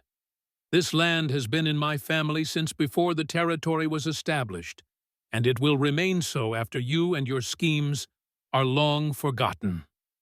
The sound of approaching riders interrupted the tense standoff. Sheriff Davis appeared at the edge of the property accompanied by 4 armed deputies. The timing couldn't have been more perfect if they'd rehearsed it. "Trouble here, Calloway," the sheriff called, taking in the scene with experienced eyes. "Just concluding some business, Sheriff," Seth replied calmly. Mr. Graham and his associate were about to depart. Graham's gaze darted between the newcomers, Cooper and Seth, clearly calculating his diminishing options. "This isn't over, Calloway," he said, finally gathering his reins. "Actually, I believe it is," Cooper countered, producing a folded document from his coat. "Victor Graham, Edwin Blackwell, I have here warrants for your arrest on charges of conspiracy, intimidation, and attempted fraud against the territorial government." The shock on Graham's face would have been comical under different circumstances. "This is outrageous. On whose authority?" "Judge Hammond's," Cooper replied, satisfaction evident in his tone. "Signed yesterday in Helena, based on evidence I've been gathering for months. Your visit today simply provides additional confirmation." Sheriff Davis and his deputies moved to surround Graham's group, weapons at the ready but not yet drawn. "You can't do this," Blackwell protested, though his voice had lost its commanding quality. "Do you have any idea who I am in Denver?" "This isn't Denver," Seth observed mildly, "and out here, Mr. Blackwell, your name carries no weight at all." The fight seemed to drain from both men as the deputies moved in to take them into custody. Graham surrendered with cold dignity, while Blackwell appeared almost relieved, as if a great burden had been lifted from his shoulders. As Sheriff Davis led them away, Blackwell twisted in his saddle to fix one last venomous glare on Ruby. "This isn't over," he called. "No matter what happens here, I'll find a way to make you pay." Ruby felt a chill at the naked hatred in his eyes, but Seth's warm hand at the small of her back steadied her. "Empty threats from a desperate man," he murmured. "He won't trouble you again." They stood together in the doorway, watching as Graham Blackwell and their men were escorted toward Clearwater. Cooper approached satisfaction evident in his usually stoic features. "Been waiting months to close that net," he admitted. "Graham's been careful, but your information about Blackwell provided the final connection we needed." "Will the charges stand?" Seth asked practically. Cooper nodded. "Judge Hammond has been building a case against land speculation along the railroad route for some time. With Graham and Blackwell in custody, other conspirators will likely turn on each other to save themselves. And Ruby—" Seth's hand remained at her back, a warm anchor against lingering fear. "Will she need to testify?" "Eventually, perhaps," Cooper conceded. "But not immediately, and not in Denver. Blackwell's influence doesn't extend to the territorial courts." Relief washed through Ruby in a dizzying wave. The danger that had pursued her from Denver, that had haunted her steps and infiltrated her dreams, had been neutralized. Not by her flight, not by her deception, but by standing firmly beside people who valued truth and justice over profit and power. "Thank you," she said simply, the words wholly inadequate to express her gratitude. Cooper tipped his hat. "Just doing my job, Miss Hayes." He turned to Seth. "I should join the sheriff. Ensure our prisoners reach Clearwater without incident." "Of course," Seth agreed. "And Cooper, we owe you a debt." The deputy smiled slightly. "Let's call it even. Your father once did me a similar service years ago." With that cryptic remark, he mounted his horse and rode after the departing group, leaving Seth and Ruby alone in the doorway of the damaged house. For a long moment, neither spoke, the events of the past 24 hours settling around them like dust after a storm. Then Seth turned to face Ruby fully, his blue eyes searching her face with an intensity that made her breath catch. "You could have been killed," he said quietly. "Stepping forward like that?" "So could you," she countered, "standing against them alone." "I wasn't alone." A hint of a smile touched his lips. "I knew James was positioned upstairs, Cooper, beside me." "And I knew you were there," Ruby replied simply. It made all the difference. Something shifted in Seth's expression, a softening, a lowering of barriers long maintained. His hand rose to her face, calloused fingers gently tracing her cheek in a touch so light it might have been imagined. "You're the most surprising woman I've ever met, Ruby Hayes," he murmured. "When you first arrived, I thought you were just another deception to be wary of, another threat to what I've built here." Ruby's heart beat faster at his touch, at the warmth in his voice. "And now," she whispered, "now I see a woman of remarkable courage, someone who fled danger only to face it squarely when it threatened people she cared about." His hand cradled her cheek fully now, his thumb brushing gently across her skin. "Someone who belongs at Wolf Creek, if she chooses to stay."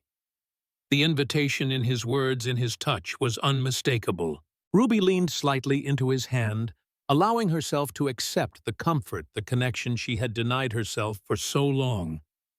"I choose to stay," she said softly. "If you'll have me." Instead of answering with words, Seth lowered his head, his lips finding hers in a kiss that spoke volumes about restrained passion, finally given freedom. Ruby's arms wound around his neck as she responded with all the emotion she'd kept carefully contained during her weeks at Wolf Creek.